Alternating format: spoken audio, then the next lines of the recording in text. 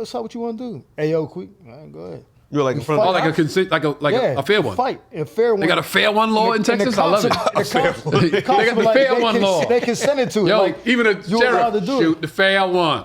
Like their state, I don't know all of them. I live there, so I know Texas is one of them. Yeah. You can fight, and if it's consensual, then it's like, all right, break it up like hockey. It's like hockey. Okay, you get your in, break it up. He fall, you start kicking him. Nah, you can't press charges now. Oh no! Once you say it's a go, it's a wrap. Yeah, that's even better.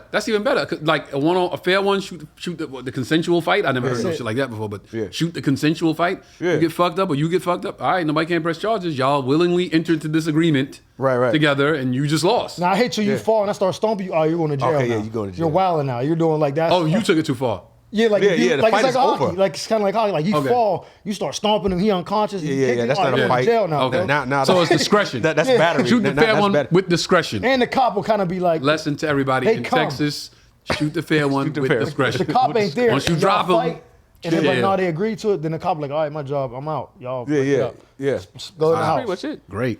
It's like them scenes on when the two police officers, they take their badges off. No, we're gonna fight this out. They take their badges off and in the parking lot. Yeah, in the parking lot. I've seen that several times in New York. Yeah, man. Niggas be like, yo, if you didn't have that badge on, the cop like, word? Okay, let's move. I'm like, oh, you done talked your way into it now, bro.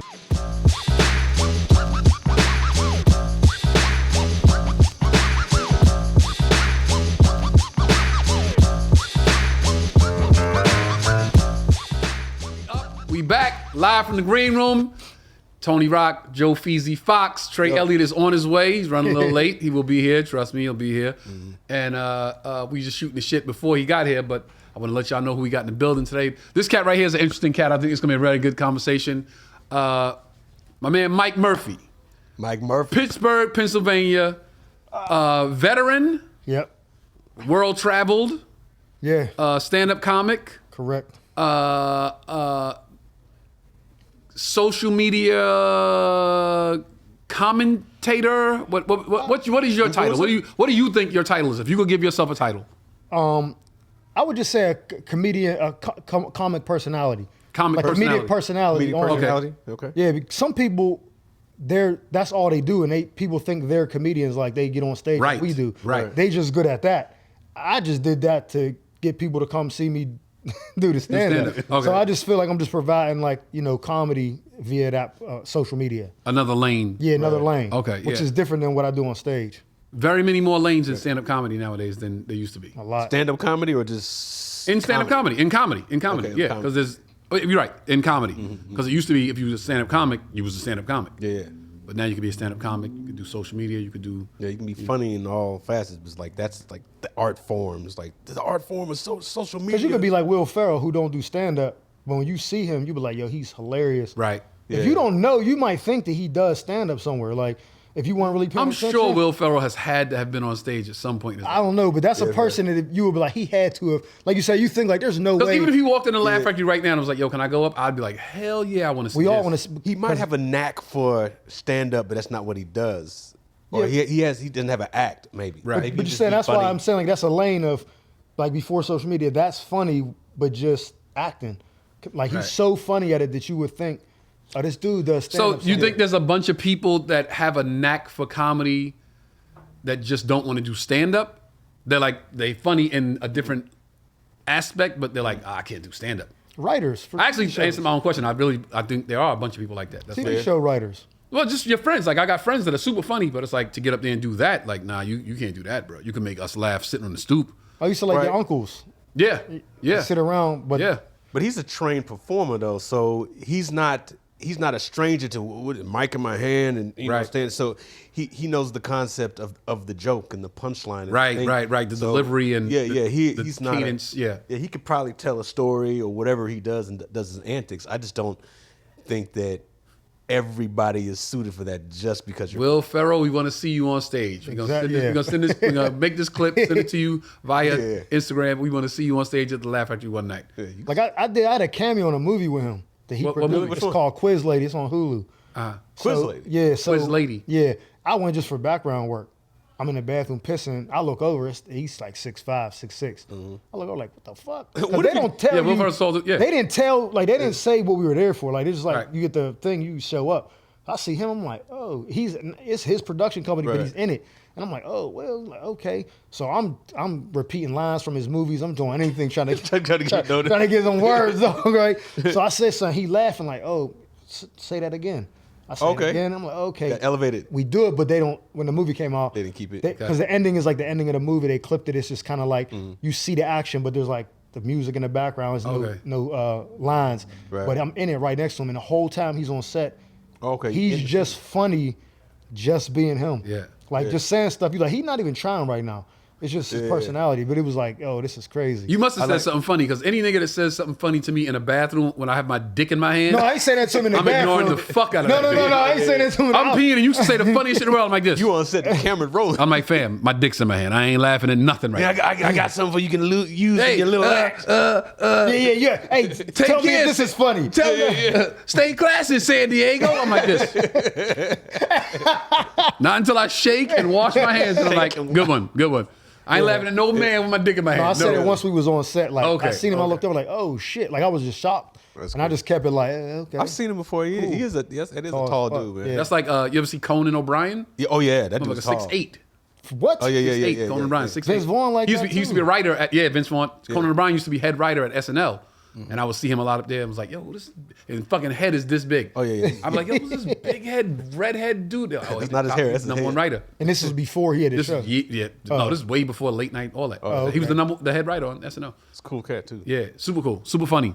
I like how you said, yeah, I did background work after you said, yeah, I did a movie with him. Because it started off background, but then he was like, yo, say the line. got I'm like, elevated, yeah. And I'm in the movie clear as day. Like people hit me like, bro, I just see you in the movie. I'm like, yeah. Man. Oh, it's currently on Hulu. Yeah, it's on Hulu right now. Quiz Lady, check Quiz Lady out on Hulu. Yeah, let's see how close he was to the star. I'm all the stars. Sandra Oh, Sandra Will Oh, Ferrell, okay. and Aquafina.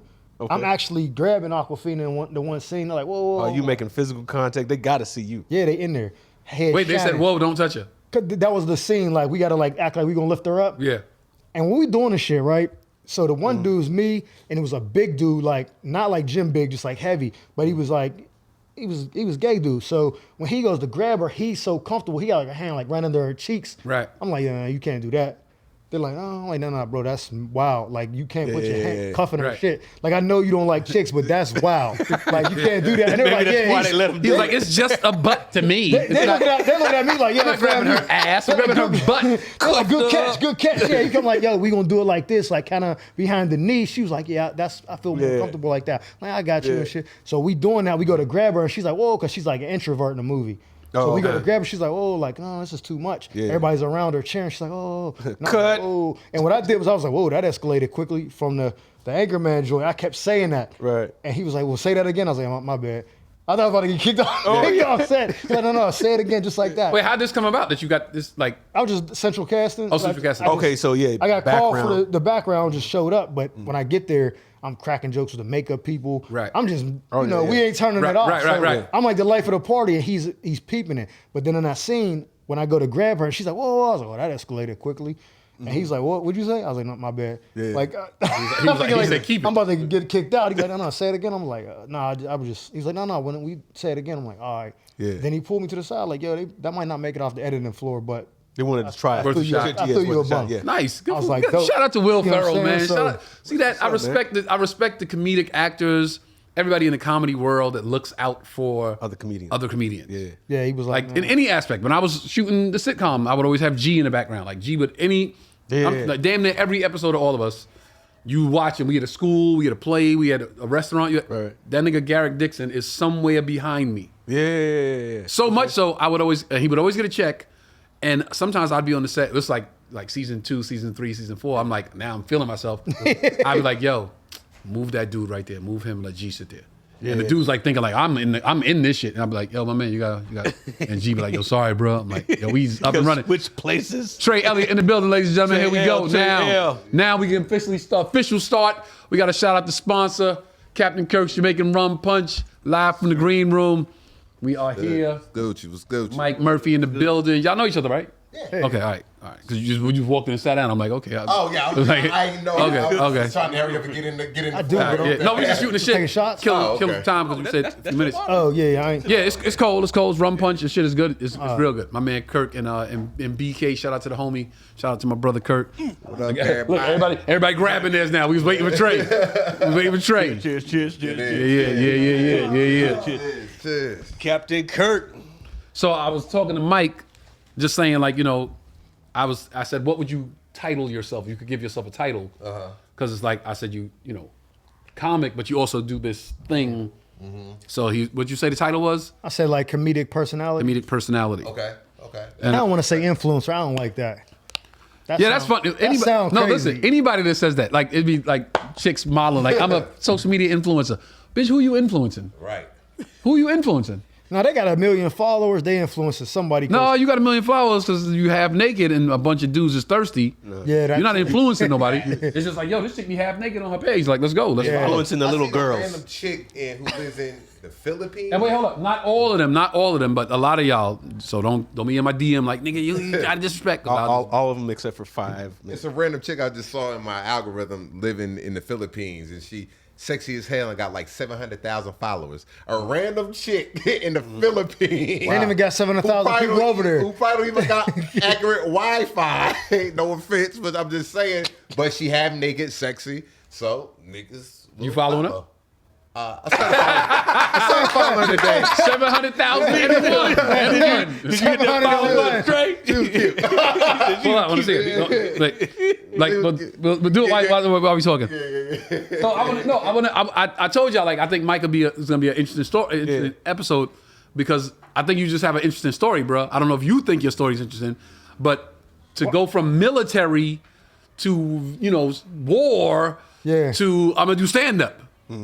So like we'll start with like your trajectory. Like we're born and raised, all that. Give us all that. How did you get to stand up first and foremost? All right, so just start like what made me the first time to get on stage, and then go back. No. Start it. Beginning, like, where you from? Like born and raised. I'm from Pittsburgh, Pennsylvania, and the funny thing is, real quick, everyone thinks I'm from New York. I never said that. I never act like I don't know. But even out here, like I'll be doing shows. Like where you from? Like Pittsburgh. They're like, all right, Lewis Belt. We doing Monday race. Like this next comedian funny he from Brooklyn, New York. I'm like, hold on, bro. told you that? I just told you Pittsburgh, Right. and then you ain't just say New York. You associated Gave you a me borough with and the whole everything. borough. Yeah. I was like, man, if Tony Rock was here, he'd be like, oh. I said, he ain't with none of that shit. No, but I'm from Pittsburgh, but a lot of people get it confused. So I'm 80s baby, born in that blue collar town or whatever. Right.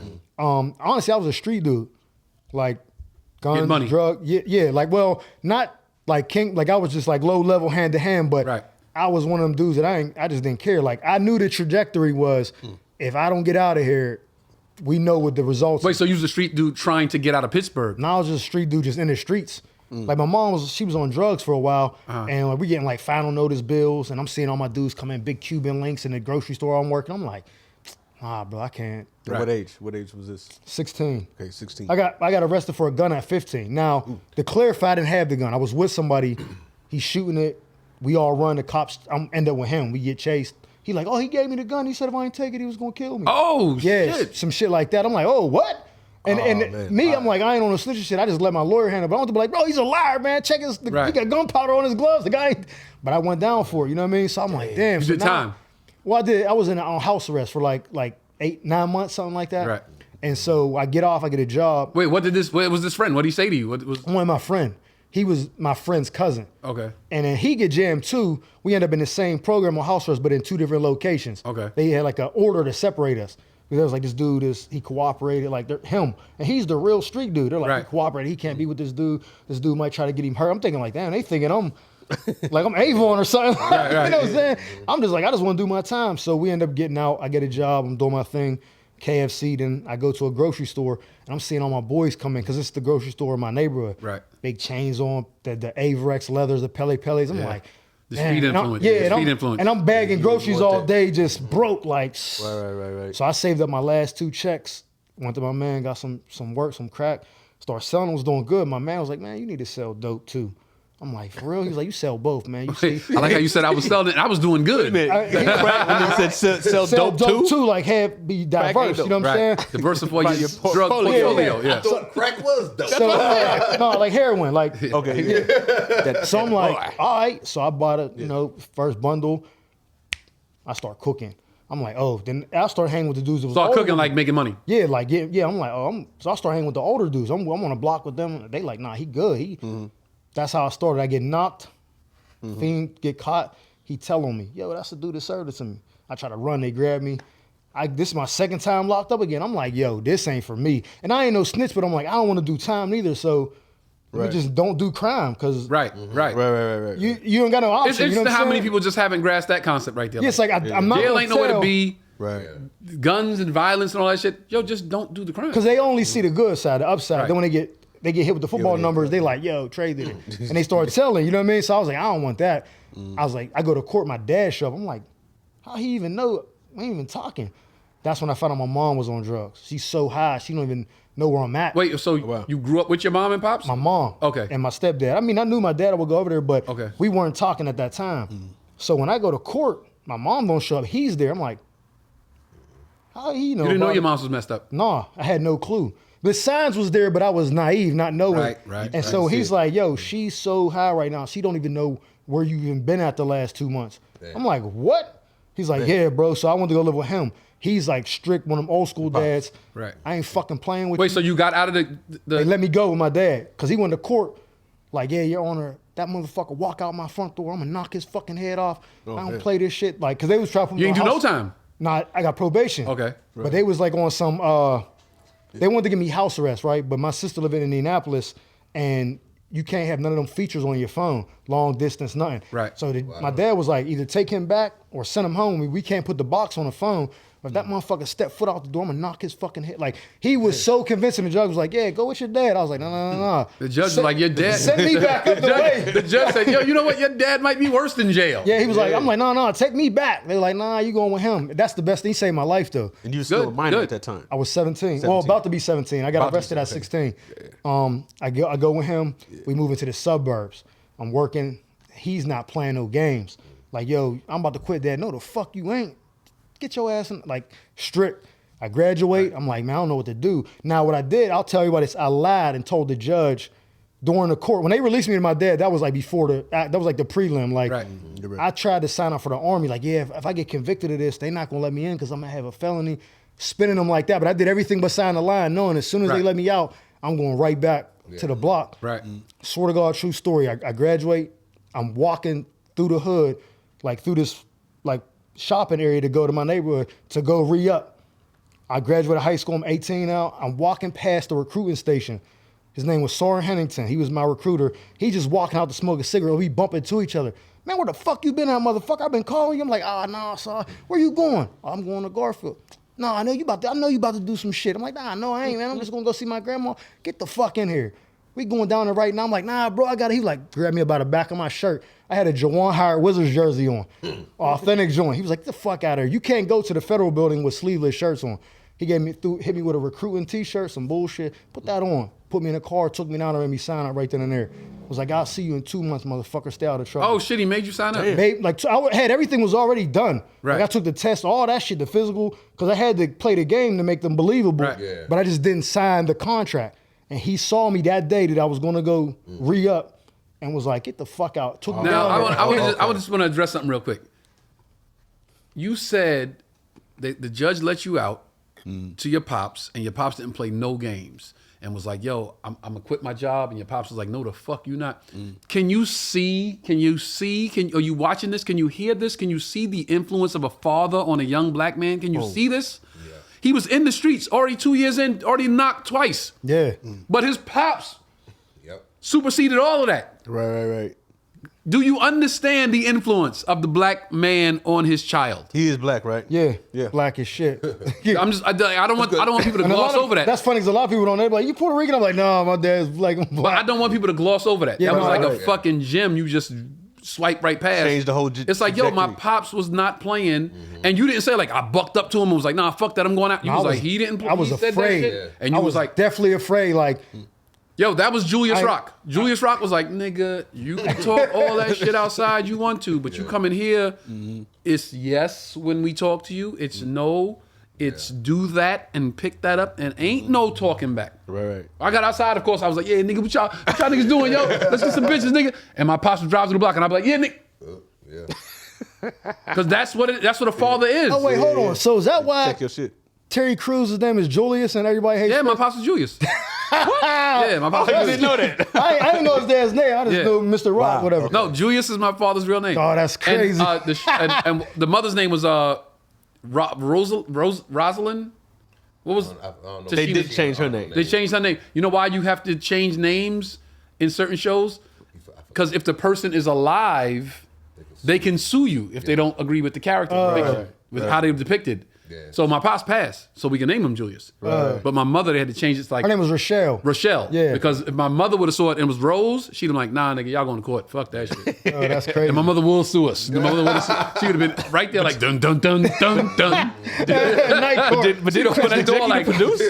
Didn't Chris executive produce something? That was his show. Yeah, Funny part but you about can't. what he said. You can't She depict. was like, shit, I'm getting the bag too. Yeah, nigga. But yeah, I just want to make sure I Yeah, no, point so that out. he- Like, so I used to, like, my mom and him didn't have a good relationship. And she's like, yeah, dad wasn't there. And then, you know, a lot of times we found out later it's not the dad always. It's not that's a lot whole- of times. That's every time. So we found out, I'm like, oh, it wasn't, he didn't want to, that's a whole nother story. But Wait, I'm not saying. I gotta stop you right there. I'm not saying that every time we find out the mother was the problem, but every time parents separate, every time, 100% of the time, They blame the it. child grows up and realizes what was what. yeah. Right. Whether his pops was wrong or mom's In the wrong, beginning, you're you gonna don't grow find up. out. Yeah, you don't know. You just take whoever side you with. Right. You live with your mom, so she's like, yeah, you see, da-da-da. You And don't then know you grow that. up and you go, this motherfucker's a oh, headache. I see shit. why he don't want to spin the Yeah. block, because she making it crazy Yeah. for him. So once I got a kid and the baby's mom, I'm like, oh, I see why the nigga was gone. But I told her, So I said, go ahead. So I said, is for all the years that because he was always really there, but it was like I didn't see him where she wouldn't be. The time that I need him the most, he stepped. You know what I mean? Like Right. Yeah. I wouldn't be where I'm at without that. So I can never be like my dad wasn't there. When I needed him, he was there. That's what counts to me. So he basically, what happened was I quit the job after I graduated. Man, you ain't got no control over me. I thought my probation was over. So he was like, "Word, get the fuck out of my house. You got 2 weeks to get another job, or you out." Wow. I'm like, because I'm 18 now. Yeah, Now it's yeah, like yeah. you can live here, Man, but you won't work. feeling yourself, and I'm yeah. like, I'm out. I'm going back to the. And then a recruiter grabs me, takes me down there. I sign up. They give me a $20,000 bonus to sign up for 5 years. I'm thinking like I'm staying out of trouble and shit. Like I wasn't doing nothing. Right. Like 3 days before I was supposed to ship off, I about to shoot a nigga downtown they tried to jump me over some broad, and I was like, I'll be right back, because I was still like I'll on be that right mindset. back. I Right. in the whip, gun out I see a cop sitting right. I'm like, oh shit. That was like the universe is like, bro, we trying to get you the fuck out of here. Chill out, nigga. Here's all the I signals. left, and that was like the best thing that I did. I wish you could have got a glimpse. I wish you could get a glimpse of what would have happened had you walked past that recruiting office And didn't go in. and went and You know what a re-up. glimpse is, bro? Oh, yeah. Is when I see the people I grew up with that was doing the things I was doing, where they're at now. Right. That's the glimpse. That's not Where's even your a man? glimpse. That's- Your man that you ran with at the time? Like who's? Everybody got that one dude that's like that's my age. So my best friend, he wasn't in it. He college. Me and him still doing his thing. But like dudes that I was super cool with, that were street dudes. Most of them, man, their lives ain't shit really. They're just every day is like they in and out of the court. They trying to do this. They in the same place pretty much they was Right. 25 years ago. And the dudes that weren't, that went to college or whatever, they living their lives good. You know what I mean? That's even worse. That's my glimpses when I see them, and I'm like, damn, that could be me right now. I see these dudes like, Wow. yeah, bro, they think I'm rich out here. They think I'm in Hollywood just doing. no, everybody. Bro, That's everybody that's from like, yeah, bro. somewhere Glammed not up. here, like Maryland, Yeah. Dallas, Brooklyn. I go home. They think it's fucking. I'm driving down lavish all gold over. streets. Yeah. They think I'm out here just like I'm Scrooge McDuck out this motherfucker. You know what I'm saying? So that's what happened. I went to the Army, and I just went in with I got to make this happen. 'Cause Right. Ain't nothing back there. So it was the Army, you said? Yeah, I did 5 years. 2 of them I was in Iraq. Oh, The invasion. Combat. Yeah. I was 125 feet away from Saddam the night we caught him. Like you could see down the corridor, like, oh, they there. Like it's dark, so you can't. But if it was daylight, you'd be able to watch. Like, damn, they got this motherfucker. Yeah. So yeah, combat. I went during the invasion, 03 to 04. Then I went back again, 05 to 06. Wow, yo. Wow. 2 tours. Got blown up twice the second time, What do you mean blown up?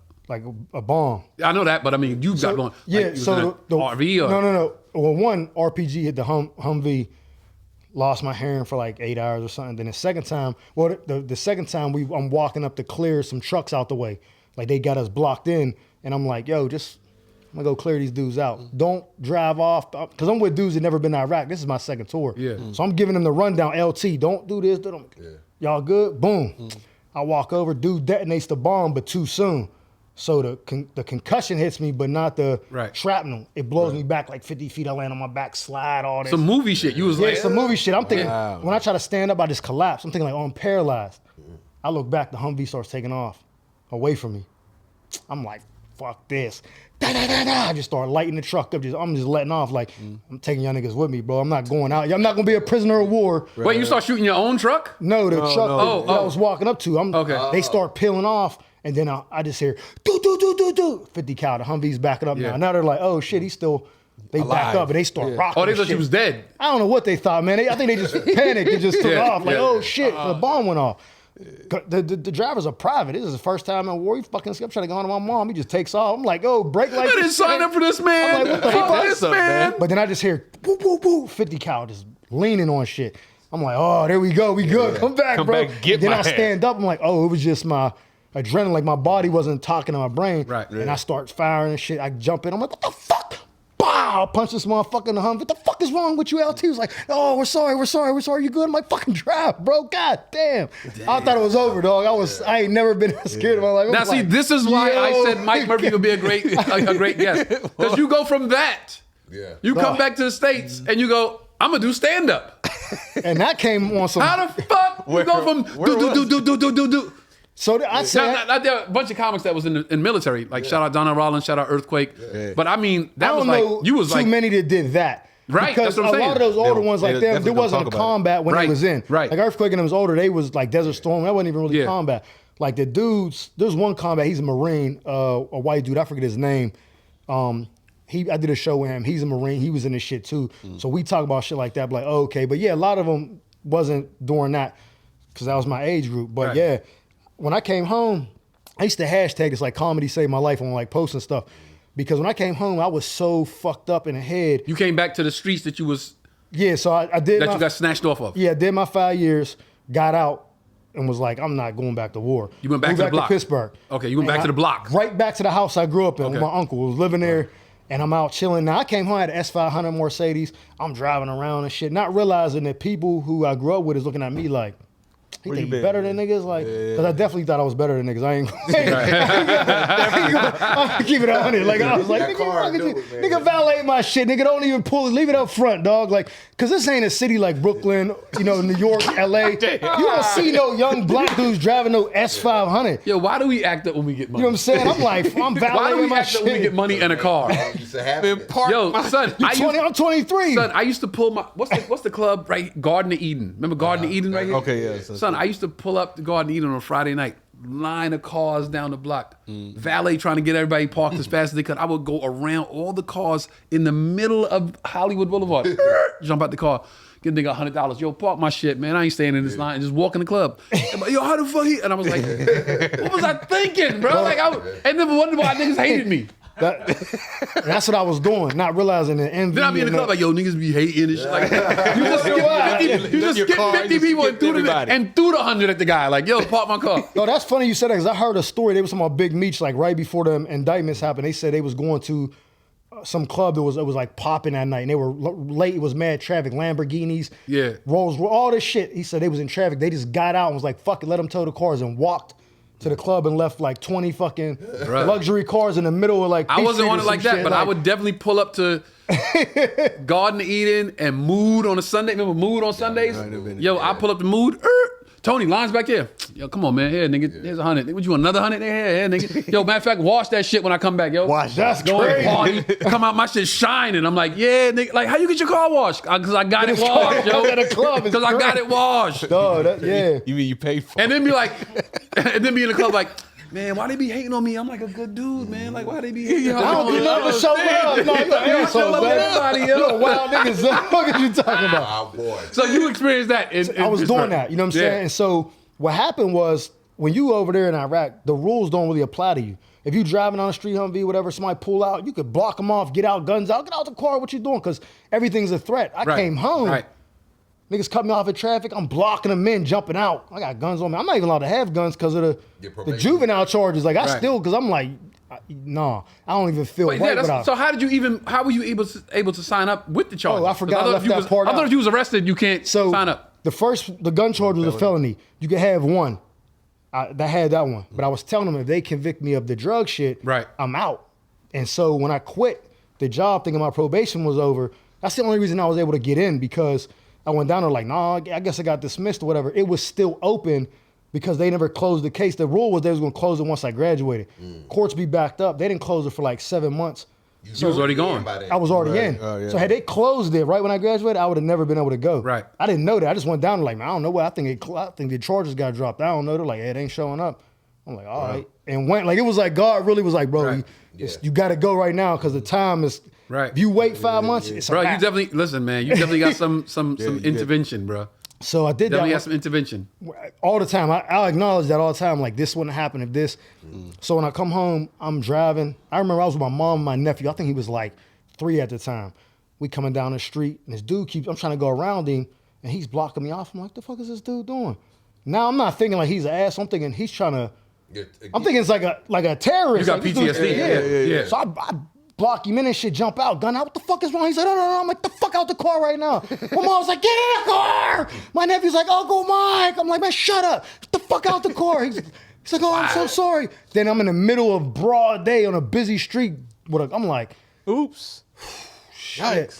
PTSD. I get in a car. I drive off and shit. I swear to God, it's funny now, but it probably wasn't funny then. We driving. We get like 2 blocks. I'm like, oh yeah, Mom, so I was saying this. She's like, no, don't fucking talk. Don't say shit to me. Like, it was like, I clicked it off that fast. Like, I forgot, but it was just like, it's over with. Just because I want to get your whole story. So you said your nephew, you got sisters, brothers? Yeah, I got 5 sisters and a brother. Okay. 2 of them are stepsisters, but they my sisters. Of course, bro. You the oldest? Listen, we black people. We don't have to say step. We don't have to say half. We black people. My dad got 2 daughters, then me, and then my sister. On my mom's side, I'm the oldest. No, we got to accept everybody, man. Yeah, so they got 5 sisters. Black people don't have it good enough to say half or step. Well, I was raised with them too. That's so my it wasn't fucking like, brother, yo. We all raised. So I count my brothers. Here's the funny shit. If you depending on which rock sibling you ask, you will get a different number from every one of us about how many siblings we have. I got 5 brothers. So Jordan will be like, I'm the youngest of 5, because Jordan don't count 3 motherfuckers, you know what I'm saying? And Andre will be like, I'm the fucking second oldest. I'm like, this nigga, it's just 2 before you. Wait a minute. I say I'm one of 10. Because I count the kids my mother didn't she raised but didn't birth. Right. So I count it. I don't play that. We black people, we gotta count everybody. Got to. Everybody has to be included. Everybody has to be accepted. So Jordan skipped some brothers. Speaking of that, Andy called me today. Yeah. He skipped some. What the fuck? Like and subscribe. Why would you fuck? Wait, hold up. Give me that paper. Give me that paper. No. he wrote that shit with a I'm not pencil. about the spelling. my fault. I'm not about the spelling, but why would you not fill it in so I could see the letters? He outlined it. Look, I'm like, what the fuck did I say? He wrote that shit with an etch-a-sketch. Yo, live from the green room. Make sure you subscribe. Subscribe.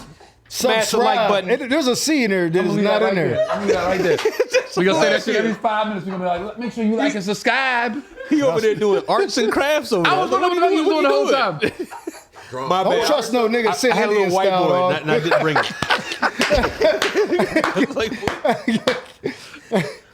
You put that on the Shout out refrigerator. to Aaron, man. Shout out to Aaron.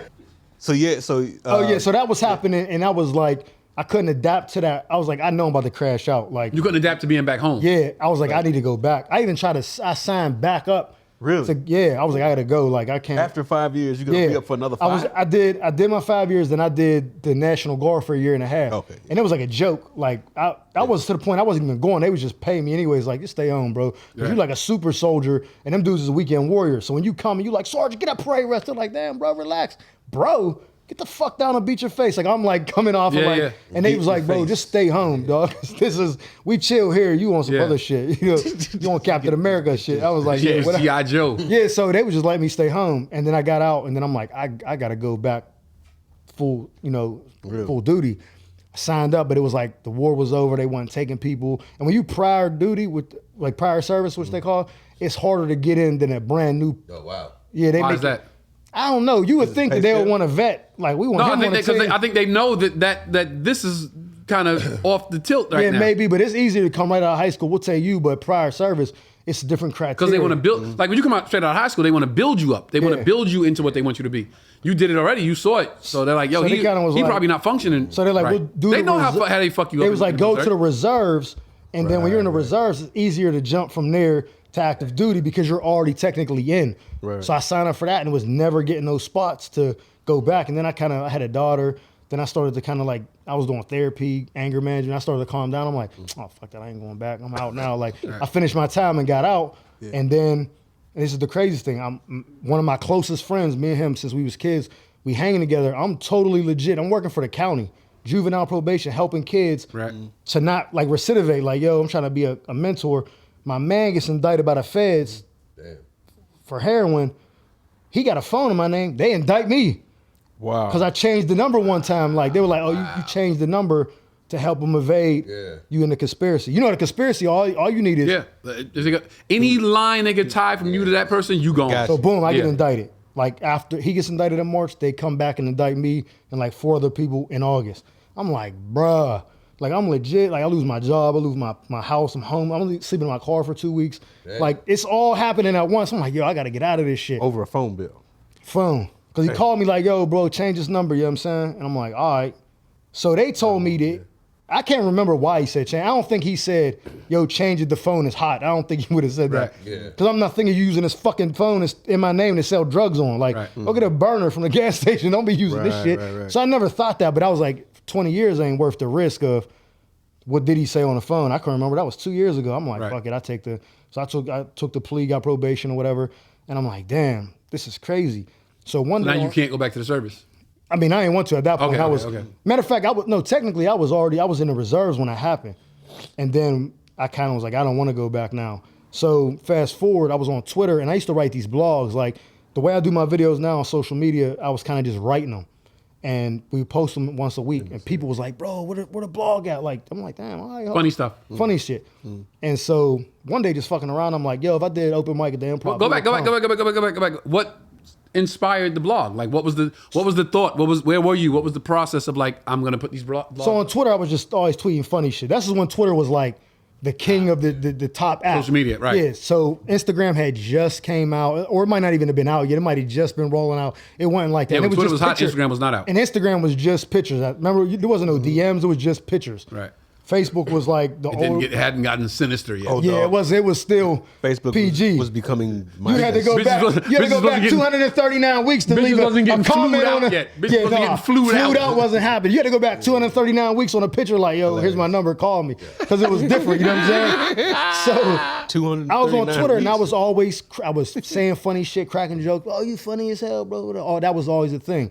So I was like, oh, my man started writing the music blogs. And I was like, I wrote some funny shit one day. He's like, yo, you should get on the blogs and do it once a week. I'm like, all right. Right. And he was doing 2 music blogs a week.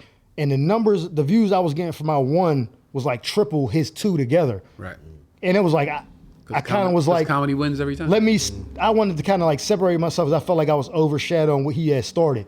But he was, my man, rock on me 100 grams, like, nah, keep doing that shit. Because that traffic coming to you, they gonna eventually see my shit. I don't care. I'm like, oh, word. So I kept doing traffic coming to you, you're gonna eventually see my shit. Let's put a pin in that. We'll come back to that later. Go. Yeah. So he was like, nah, because they going, I'm like, bet. So I kept doing it. Then I just playing around. You know how you think, like, I remember you said, like, you was listening, you see your brother growing up, you like, damn, I could do that. For you, that's when it became real. Like, you seen Chris doing it. Right. For me, I used to see Martin and them, like, the movie, and I didn't think, oh, this is something I could do. Right. I grew up with parents that was like, Because get a job, go to college. You don't know Martin. You just watching him on TV. Yeah. Like, dude, what's the tie to me and him? Yeah, My you brother's just like, think- nigga, I'm actually literally tied to this motherfucker. So for it's you, different for me. It's different. So I'm looking at it thinking like, well, he's famous. That's why he's doing it. Not Exactly. knowing he wasn't always famous. Exactly. And I had parents that was like, you can go to school, get a, college, get a job, job. yeah. That traditional path, because that's what they was taught. Right, That's all they right, know. right. And so, and now with my kid, I encourage her to do whatever she wants to do because I know that's important. Like, yo, I'm going to support you. If you want to be a YouTuber, do that. But I ain't going to tell you go to college. And no, do what you want. Save you a lot of time. So I didn't think I could do that. So I guess I was getting an itch, like, oh, I think I could probably try that. So I put on Twitter, like, oh, if I did open mic, who would come? LOL. Not expecting, I'm thinking niggas was gonna be hating, like, fuck out of here. It was like 60 people, like, we in there, fam. We know you could do it, bro. We believe in you, funny as hell. I'm like, oh shit. I emailed the Improv. It was T-Robe. He was running. He was running the open mic. So he's the one I'm emailing, but I don't know at the time. He's like, yeah, I'm gonna put you on for this date. We already got this one coming up, which was like in 2 weeks. He's like, you'll be on the next one. So I had 6 weeks to prepare. I'm like, all right, bet. I got 6 minutes, cool. I went in there and I thought I was cool. You know how people say their first set they bombed? I definitely didn't bomb, but if I look at it now, I'd probably been like, damn, that's what I was doing. Like some hacky bullshit, you know what I mean? But it was good enough for people like, yo, you funny as hell, fam. Like I was getting that. They're like, yo, you gotta keep going. And I was like, I just did this as a bet. They're like, nah, you gotta keep going, bro. I'm like, all right. Then I kept signing up. And people like T-Rowe was like, dog, you funny as hell. Alex Thomas came to the Savoy in Pittsburgh. And they was like, yo, we got somebody that needs to open for you. He's a beast.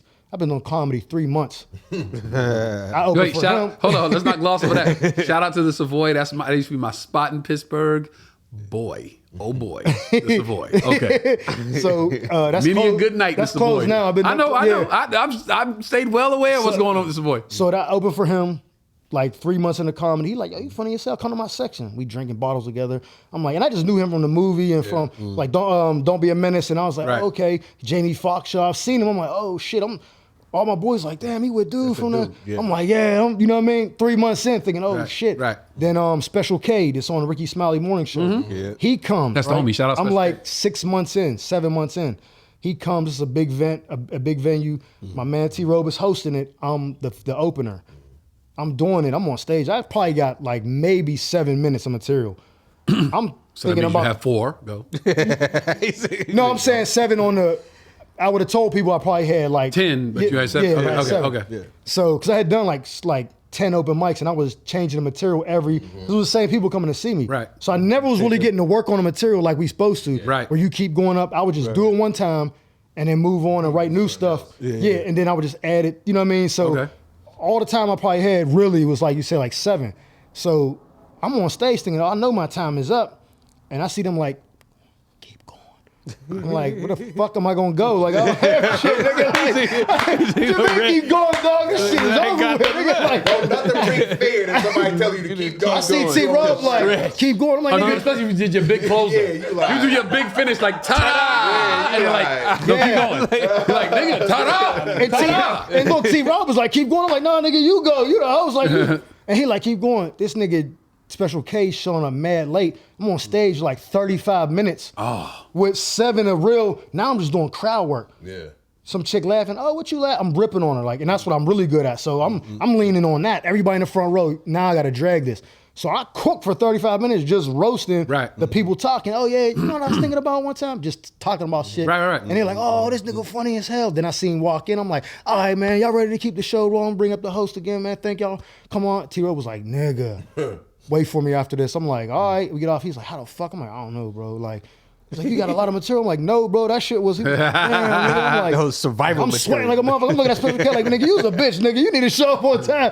I just seen him at the Laugh Factory. And I told him the story. He's like, oh yeah, cool shit. All right, cool, nigga. Show up on time. You got me up there sweating, dog. But no, I did that, and I was like, oh, this is it, and just quit one day, like a year in. Was like, man, this shit's whack. quit stand up. Yeah, because I'm like, Pittsburgh is not a city for any kind of black entertainment at that. You know what I mean? Kevin Hart was coming there and wasn't even selling out. And we'll go to DC and sell out 3 nights in a row at a theater. Yep. Or, I mean, an arena. He wasn't even selling out in Pittsburgh. I'm like, this is a wax. So I just quit. Like, it's the same people coming. And the Improv only do open mics once a month. You didn't think get out of Pittsburgh? Like take it somewhere else if you're going to take it serious? I swear to God, listen, Ari Spears came to do a weekend. Me and my girl went to see him, and I was like, yo, I'm an up-and-coming comedian. And I remember he told me the same thing you told people. Don't say like you're aspiring, say you are. Yeah. And he was like, don't say that. Say you are a comedian. He's like, you doing it right? I'm like, yeah. He's like, you are a comedian. I'm like, all right, well, what's some advice for you? He's like, if you serious about it, get the fuck out of Pittsburgh. Yep. Go to New York and LA. Yep. Now, he was right, but because he didn't explain why, I thought he was just giving me some like, get out of my face, just here, just give me some generic. And he'd have been like, because this is in a city where you could thrive, there's not a lot of nights. Right. You're not gonna be able to sharpen your sword. I'd have been like, oh shit. I was like, nigga, I got a whole family here. I ain't leaving. I was like, oh yeah, thanks for the advice, bro. Fuck out of here. Right. And I left. And then that haunted me for years. So I'm like, oh, I see why he said it now. So 2000. Shout out Aries Spears. Yeah, 2019. Yo, we gotta get you on around. the podcast, yo. 2019 comes around. It's been almost 6 years since I did a show. Since I did anything, touch the mic. I live in the suburbs, predominantly white neighborhood. My daughter playing soccer. You mixed in well. No, they listen. No. It's funny because it's like black people were like, "Are you black?" White people like, "You a nigga." Like, there's no question. Well, you move. Yeah, There's no question about it. The Black people that people don't like, want you around them, they know. They're like, The people that don't want you around them, How do you fry they chicken? know. You like, well, you like, black people give you a test. White people like, yeah, you one of them. Yeah. So I'm up there and it's another black dude whose daughter plays. We the only two. He like, yeah, bro, it's just In the us. Like, suburbs. yeah, he like wants some like Wakanda shit. Like, we gotta stick together. Yeah. No, Hands nigga, me the Wakanda was flyer. all black. Yeah, but he's saying like up there, he like On some these Wakanda niggas- shit. It wasn't no suburbs of Wakanda. It was all black. No, I'm saying he's saying like me and him stick together. Yeah. I'm fucking with you. So he handed me a flyer, like, I got a comedy show, you should come. It's DC Young Fly, Ryan Davis featuring for him, and this dude from Pittsburgh was hosting, comedian One Eye. He's like, yeah, you should come to the show. I'm like, I used to do comedy. I'm gonna definitely pull up. He's like, oh, I need an opener still. I was like, you got enough people right here. Like, I see a host, a feature, and a headliner. What you need? He's like, no, I need one more person. I'm like, no, I don't do that shit. You got anything on YouTube? I'm like, I got a couple old clips. Let me see him. Give me your number. I give him the clips. I go to sleep in my truck. He calls me. I ain't save his number. He's like, yo, you funny as hell. Wait, why were you sleeping in your truck? Like, just in the truck, just sleep. Like, Okay. I had a pickup truck, like, just in the front seat, just waiting for practice to be over. Oh, your daughter was at practice. Yeah, he's at practice. So he called me. I'm like, hello? He's like, yo, you funny as hell. Who the fuck is this? He's like, nigga, I just gave you my number. It's Jay. I'm like, oh, shit, what's up? My bad, bro. He's like, bro, you getting 10 minutes on the show. I got 5 comp tickets for you. June 8th, da-da-da. I'm like, and I didn't really say no, but I didn't say yeah. Right. I was kind of just blew it off. 3 days before the show, he's like, yeah, bro, you ready? I'm like, oh, shit. I ain't even thought about this motherfucker since. I'm like, damn, that was like 6 weeks ago. I'm like, let me just do some. So I just did some current event shit. Trump, remember he fed the college team Wendy's and shit? Cause McDonald's. He was like, there's no better America. I did a joke about that. I did some black and white people shit. Like, the shit that get you over. I did them jokes. And I got to the thing and T-Rowe was there. He's like, where the fuck you been at? Nigga, I ain't seen you in like 6 years. I'm like, oh, bro. He's like, how you get on? They Google comedians who used to do comedy. And I was like, oh, you know what I'm saying? Shit, I'm Googling that tonight to see who pop up. Who gonna pop up? You Google that tonight, who popping up? Comedians who used to do comedy. Who popping up? Shucky Ducky. Shucky Ducky's He's still doing Shucky Ducky's still working, nigga. Is it? For real? He going to Chitlin Circuit somewhere. I know a lot of cats that from the DC circuit that ain't doing it no more. J Raz, damn Kenny Speed, those are local dudes. This shit'll break you, dog. But that shit'll break you if you ain't going right. You be like, I ain't doing this shit. But that's what he says. I see him. All right, go ahead. We had a theater, 1,000-seater. He's like, yo, you see how many people's out there? I'm like, no. When I Sold went out out? there, damn near. Okay. With a lot of people. Yeah, like 1,000 it people. might have been sold out. He was like, let's go walk out there. But when we go to the side of the stage, you really couldn't see.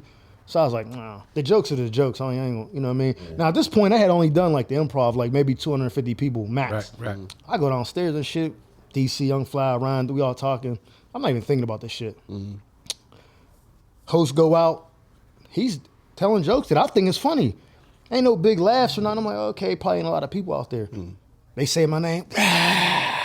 Spotlight on me, sweating immediately. Holy shit. The whole shit's rumbling. Locals, they from Yeah, your locals. town, So, but I didn't know there was that many people out there because when he went out, he didn't get that same response. I'm like, oh, fuck. And for a minute, I'm just like froze. And then I'm like, yeah, so I get right into it. I'm like, boom, boom, boom, start doing my shit. They clapping and shit. I come off stage. T-Rowe was like, what the fuck? He was like, how the fuck did you do that? He's like, if I didn't do comedy for 6 months, I couldn't do what you just did. You've been on for 6 years? He tell Ryan Davis that. Ryan Davis like, oh, when you do? I was like, nah, this is my first show. He's like, how many mics? I'm like, what you mean mics? He's like, how you working? I was like, nah, bro, I ain't touched the mic in 6 years.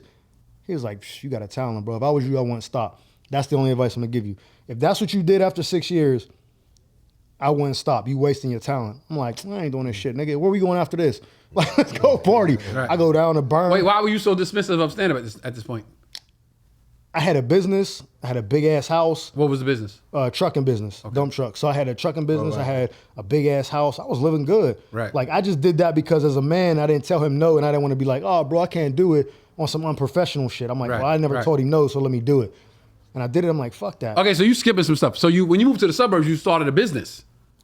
Yeah. Okay. You said you didn't say dump nothing about truck the trucking business. Oh yeah. Oh Came yeah. out of my bad. nowhere. So I had a pizza shop first. Failed at that because it was just like I just want the money. I put my people in charge and we're just coming down and collect the check. He running this a shit. franchise or No, just a local, like a mom and Daddy pop. Green's Pizza. And that didn't work. I took an L on that, sold it. Then I got a commercial cleaning business. Didn't like cleaning, and I couldn't find no shorties that I could pay to clean for me. Right. Sold that. Then I got the trucking business, and I was. this was all the actually- revenue you had from the service. No, this was just like money I saved up from working. Okay. And so I was doing garbage. I was a garbage truck driver, like the dumpsters. Okay. And then I left that and started doing a pizza shop, then the business, the cleaning company, then the trucking. Okay. And I was doing the trucking for a minute, like 2 years. And In the then- state, out of state. No, in-state dump trucks, just Okay. hauling Okay. asphalt. My dirt. brother has a trucking company. Yeah. That's why I asked. So that I didn't want to do the out-of-state shit, but I was doing local dump trucks. And then the comedy shit happened. And I was like, we went down to Burn. I was with Ryan and we drinking and shit, partying. I'm not even thinking about doing comedy again. 2 days later, the host, called me and was like, yo, nigga, I got you booked for this. I'm like, yo, what the fuck is wrong with you, bro? Why would you book me on this shit? He sent me a flyer with my picture and shit on. I'm like, nigga, where you get this picture from? Nigga guess I stole gotta it off show my up. page and shit. Like, nigga, you want to... I'm like, come on, bro. I do the show. I get met. Yo, you funny as hell, fam. I'm like, oh, shit. All right, now this was more like funny and some like how you be at the lunch table or just you crack it. It wasn't... Don't ever disrespect that lunch table, boy. No, many but I'm saying, many a like, successful comic started at that lunch when table. I came Myself to being one of LA them. and I seen dudes like you really like professionals, I was like, oh shit, I got work to do. That's the fucking D League. Like these niggas, these dunks is not the same. Son. Like these niggas is windmilling out here. Like I'm doing layups off the glass. This shit crazy. Now, what years did you come out here? 2019. Okay, So I 2019, started that's it. that June 2019. I did that show. Then this nigga One Eye booked me for another show. I'm like, all right, bro, enough's enough. Then he hit me again, like, man, fuck you, nigga. I got you on this show too. I'm like, hey, bro. But part of me was like, what you running from? Wait, you did that second show as well? Yeah. How'd it go? Good. It was in a bar. They're like, yo, you funny as hell, fam. Blah, blah, blah. Hecklers and shit. I'm like, yo, nigga, I know you ain't talking cooking there. But it was funny like that. Like it Right. wasn't like set up structured Right, jokes. right. But it was still like, yo, you funny. It was enough to push me to be like, man, maybe I could do this. So July comes, it's a month after that first show. I'm sitting in the parking lot waiting for my girl to come out of school, esthetician school. And I'm like, fuck that. I'm moving to LA. Because I kept hearing Ari Spears say that shit to me. Like in my head, I'm like, I'm out. I go on Facebook, like I ain't never wanted to live anywhere besides Pittsburgh. Even when I was in Texas in the Army, I ran back home when I got out. I'm like, but I decided if I really want to do this shit, I got to take the leap of faith and go to Los Angeles. Because I coached Little League football, and I used to tell them kids, yo, you in the streets, you wasting your talent. I'm like, how am I going to be telling them that if I'm wasting the talent that I got? Right. I was like, I'm moving to LA. I did that because I knew that would make me accountable. Because I'm one of the people that care what people think to, a certain extent. So they're like, nigga, you say you was going to LA, you ain't go. You be like, oh, I ain't one of them. I'm like, no, I'm going. I said it, now I got to do it. Right. I gave myself 1 year. I said by next July, well, actually June, my birthday, I'm out. I moved to LA December 30th, 2019. My birthday. 5 months. I woke up every day and was like, driving the truck and was like, I hate my life. Like I cannot Wait, do December this. 30th, 2019. 5 months after that, I said I was moving. And then COVID hit. Yeah, COVID hit 3 months, 2.5 months later. Yeah. So I was like, I gotta, like, Steve Harvey had a thing where he said, if you wake up every day when your alarm go off hating what you gotta do, you're not living in your purpose.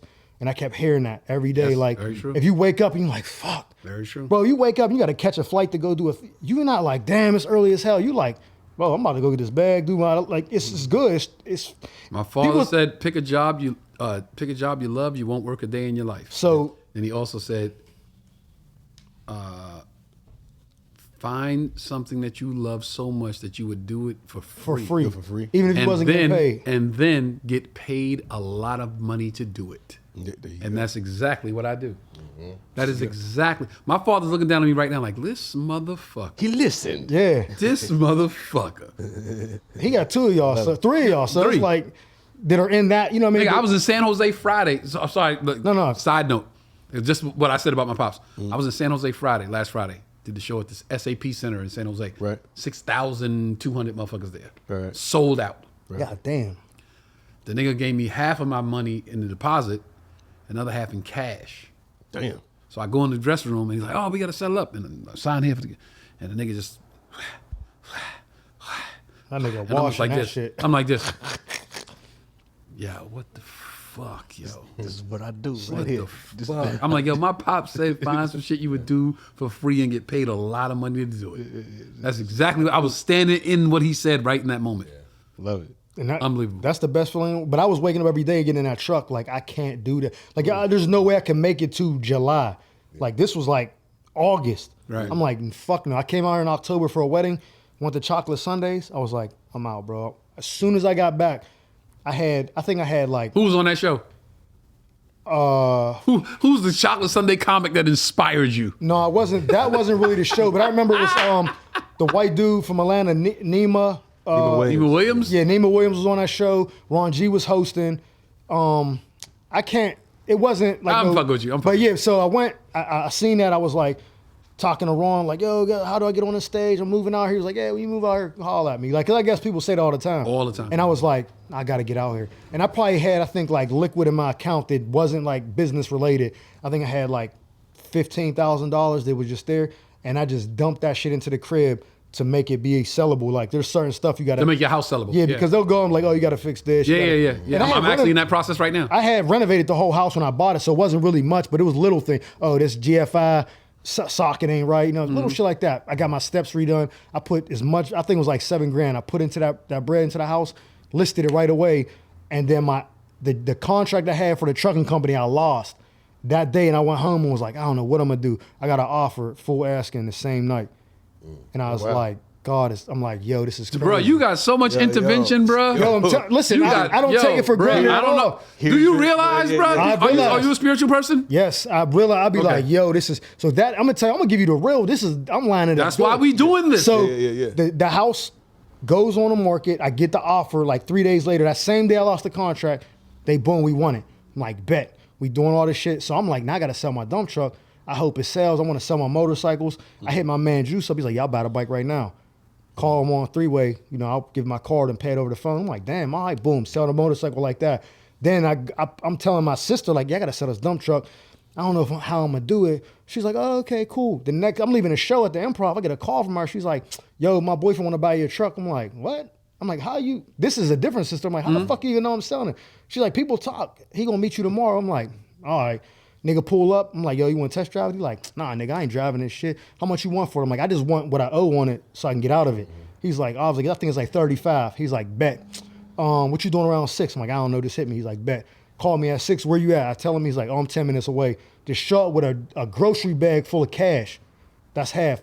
Give me a week, I'll give you the rest. I'm like, yo, I just can't put this in my account. Like, I gotta pay it off, then I gotta get the.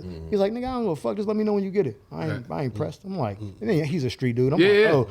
Then a week later, he had some chick meet me in the parking lot. Boom, give me the other half. I counted, saw it. He's like, we good? I'm like, he's like, just hit me whenever you're ready. I'm like, bet. Sell the truck. Now I'm out of everything. The house is sold. The business is gone. The bikes is gone. I'm out. Yeah. I say, yo, I'm dipping on the 30th. So Came out here. So if somebody would have like put your face on a flyer to stay in Pittsburgh, would you just stayed and did Fuck that show? no. Once I came to Chocolate Sundays, it was over. Flyer, though, man. If one eye would have put him on a So you wasn't. Wait, before you ask your question, Trey, make sure you like and subscribe. So you wasn't living out here when you went to Chocolate Sunday. You visited. No, I was out for a wedding in San Diego. Okay. And the first Came 2 up. days, I was out for 4 days. The first 2 days, my man, I'm like, yo, what you doing? He's like, I'm with wifey. I ain't even gonna see y'all till. I'm like, well, nigga, I ain't staying in fucking San Diego. I drove because we flew into San Diego. I got a rental and drove up here. So you'd already knew about Chocolate No. Sunday? Oh, you didn't know? So No. How did you know I just always wanted to, something about the Laugh Factory was like, I knew like when I come out here, that's what I want to call home. Like, Right. I knew about the Comedy Store, I knew about the Improv, but something about that seemed like prestigious to me. Like all the people I love watching was on that stage. That orange fucking sign. I'm like, that's where I want to be. Right. So when I looked up on Sunday, I got here Saturday night. It was too late. Sunday I looked, it was like Chocolate Sundays. I'm like, fuck it, I'm going to that. Bought tickets. And so my nickname growing up is White Mike. That's what I used to come to the stage as. And I got booed out here my first show I ever got booked on because they thought I was actually white and I was saying nigga. What the fuck is this? Oh, you White Mike. It was like, what the fuck? I was like, what the fuck is going on? Because I was so blinded to the outside world. When I had hair, I looked Puerto Rican, so maybe they were like either Puerto Rican or black, but it was never you white. Right. There's so many different races out here, Russians, Armenian, everything. I look like a bunch of different things. I didn't realize that. Right. So I'm thinking the White Mike shit's gonna be catchy. They gonna be like, oh, white Mike, and then they get up to like, oh, he ain't white. And I said, like, I know what y'all thinking, this nigga ain't white. She's like, oh, who the fuck is this cracker saying the N-word? I was like, what the fuck is going on, bro? I'm sure you got a lot of that. I'm like, what the fuck? My shit is starting to beat, and I wasn't even good enough to be like, to get out of it. I didn't know what the fuck was going on. I'm like, that's my name. What are you talking about? Yeah. I'm like, I'm black. Just being you. Bitch, she's like, fuck out of here. I'm like, what the fuck is happening? I couldn't. I was just up there just bombing, like, fuck it. I'm like, this is happening. And that's when I was like, oh, I'm in LA now. All right, look, I want to fast track this story because I really want you to explain this. Not explain it, but I want you to just talk about this. So you're out here doing stand-up, right? Mm-hmm. And like keeping it 100, you wasn't like a household name. You wasn't blowing up in LA. Oh. You wasn't like, you wasn't even in, if I may speak for you, you wasn't where you wanted to be comedically in LA. Fuck no. Right? No. But then you find this niche and the shit just boom. Social media. Yeah. Yeah. So did you know that you were doing this? Or was it just something like, let me see what happens with this? And it took off? Or were you like, were you like, my question basically is like, were you a mad scientist that was like, okay, I'm looking at the game and this is what people are doing and it's going viral and I'm gonna do that? Or was it just something like, I just fucking threw some shit and it stuck to the wall and I just said, let me run with So it? kind of in the mix. So I didn't never want to be doing all that social media shit, posting everything. I'm like, I don't want to do that shit. That's my second question. My next question is after that. We had the conversation. Way back a couple years ago, when you said you was trying to reach them followers by the end of the year, and we did a show. I didn't want to do that. Like, okay, go ahead. Because like, I had a second part to the question, but I want for one, it was like I just didn't want to do that, and I didn't want people to be you like, didn't want to do it because what? Just be having to post. Like, I didn't want that to be control of my life. I wanted to be on stage. Like, fuck that. You didn't want to have to subscribe to doing it routinely. Yeah, making it a job. Yeah, job. I'm like, I don't want to do that shit. I don't even want to really be on there like that. I want to post stuff here and there, but not make it like you got to respond to comments. I don't want to do that. Right. And I didn't want people to conflate like, oh, he's a social media comic. Continue. Because my second question. So a lot of people will see someone who's blowing up on social media. I'm like, oh, that's a dude from Instagram. You be like, I was doing this first. Yep. And I didn't want that because they were doing that to Ryan Davis. They were doing that to Desi. Everybody. Yeah, all them dudes that blew up from social media, they looked at them like a gimmick. And I wanted people to respect the social media, the stand-up part, and they're like, oh, and he's funny on there. Right. So I wasn't posting. So what was the logic? What was the logic in doing what you did? Was it just like, let me just see what happens? David Arnold. Continue. So rest in peace, David Arnold. Rest in peace. Before he passed away, he was shooting the documentary part of his second Netflix special at the Laugh Factory. And he was walking around, it was like, everyone was like, oh, like, it was like Chappelle or Rock or one of them dudes, like, he was the fucking man. I'm like, I want that. And I was like, yo, what's some advice, bro? Because he was mentoring me a lot. Mm-hmm. And he was like, this. He was like, yo, social media. He's like, I know people don't like doing it. He was like, but nowadays, they want you to come already built up. Then you get opportunities off your own audience. He was like, it's not like back in the day where they took someone like Martin, put him in front of 100 people, and then they're like, oh, this is that dude. You got to do it yourself. Focus on your social media. I'm like, all right. So I kept making videos, and then when the green screen thing came out, I was like, oh, this is easy. I don't want to do skits because I don't want to depend on other people, and I wasn't good at taking my thoughts and putting them on the camera like that, but I was good at painting pictures with words. So when I started doing the green screen shit, it was like, I was doing kind of okay. And then one video did like 25,000 views. And for me, that was a lot. What was that? I made a joke about why they couldn't go get Brittany Griner from Russia. Like, she's not a fucking prisoner of war. Like, what are you talking about? They can't even pay these motherfuckers to hoop. You think they got negotiation money for hostages? What are you talking about? And it did like 25,000 views, which was crazy because the most I ever did before that was like 1,200. Right. I'm like, oh shit. Start to get a little bit of a following. And then one day I was just waiting for my daughter outside of school and I meant to do this Timberland video. I kept thinking about it. I'm like, oh, it's about to be fall. Like, it's November. I'm like, let me just do this when I thought about it. Right. And I did it. And then like, I kept making videos after that for a whole week. Funk Flex reposted it. Angie Martinez reposted it. All these people, LL Cool J reposted it. I don't even know this is going on. I go to my Facebook, it got like 500,000 views. I'm like, what the fuck? I don't be on Facebook. I just post it and leave. I'm like, what the fuck? And some dude DM me like, bro, go to my page right now. I was giving somebody else credit for your video because he took my video and put his name on it. Right. But it's my face on there. He was like, I didn't realize I retagged it. Go interact with the comments. Okay, he was a shoe reseller out of Jersey. Right. I start interacting with the comments. I start getting a little bit of a buzz. I woke up the next day, I had like 10,000 followers. I'm like, what the fuck? And I started making more videos. I was like, oh, I got. Now, can I tell you something? The Timberland one, I don't know how many you did before that. That was the first one I saw. That's the one that went viral. That's the one that went viral. Because all my dudes in New York sent it to me like, yo, you know son? And I was like, oh shit, I know son. Like I know, like me and son hang out at the Laugh Factory. I didn't even know you was doing it. Yeah, I was just. But here's the thing, New York is this. I don't care what the fuck anybody says. New York is still the center of the universe. So when you hit with Flex and Angie and all the niggas in New York that wear Timbs religiously, it was a staple. It was that like, shit was tri-state area immediately. Crazy. And if it's tri-state area, then it goes, it permeates to down south, other west, places. Midwest. I know we in LA, but New York is still the center of the universe. Everything starts there and then bleeds off. And Thank so, you. What you about to say? Now I was just gonna say I see you tooking. that we was literally upstairs at the Laugh Factory talking about it. Like literally before that video went viral. Yeah. I think it was like a week. It- we were sitting up there talking like he was like, yeah, man, you know, we just gotta do these videos. We was going back and forth like We don't like a week this shit. later, I text you. I was like, because you was like, yo, me. you text me like, bro, I see what you're doing. No, matter of fact, I'm gonna tell you, let's rewind. I'm not even gonna say what the video was about, but I made a video about a big celebrity in Hollywood, and Trey called me and was like, yo, I'm not telling you what to do, but I made a video that wasn't even this video was harsh. And he was like, I made a video that was nothing like this. And someone called me and was like, yo, you might not be starting, but you're in the league and you don't know who's watching or who sees what. You might be fucking yourself over. This person is a gatekeeper. Don't do that shit. And he was like, I ain't telling you what to do, but I'm just telling you need to be cognizant. And I was like, because at the time I was only posting what I thought people that knew me from my city, that's the audience I was like posting for. You were speaking for Pittsburgh. Yeah, like I'm thinking like the only people that seen this is Right. my people back home. So I didn't have that forward thinking of I want to be bigger, so I need to post as if the world will see this. Right. And Trey said that to me and was like, I ain't telling you what to do, bro, because I care about you, my man. I'm just looking out. I'm like, bet, deleted it right away. A week later, the video goes viral and it blows up. I'm like, fuck. I'm glad it could have been that one. I would have been fucked. You know what I'm saying? A week Wrong later, reason. the Timberland one goes viral. Yes. Okay. After he called Okay. me, Yeah. told me to take, like, basically saying he recommended I take Right, it down. right. And I wasn't like one of them niggas like, nah, I ain't doing that shit, bro. I'm keeping it up. And it was doing good too. I took it down. Like, fuck that. He's telling me he cares. Right. Yeah. I'm taking it down. And then a week later, the Timberland video went maybe like 2 weeks max, but it was right after that. And I was like, oh shit.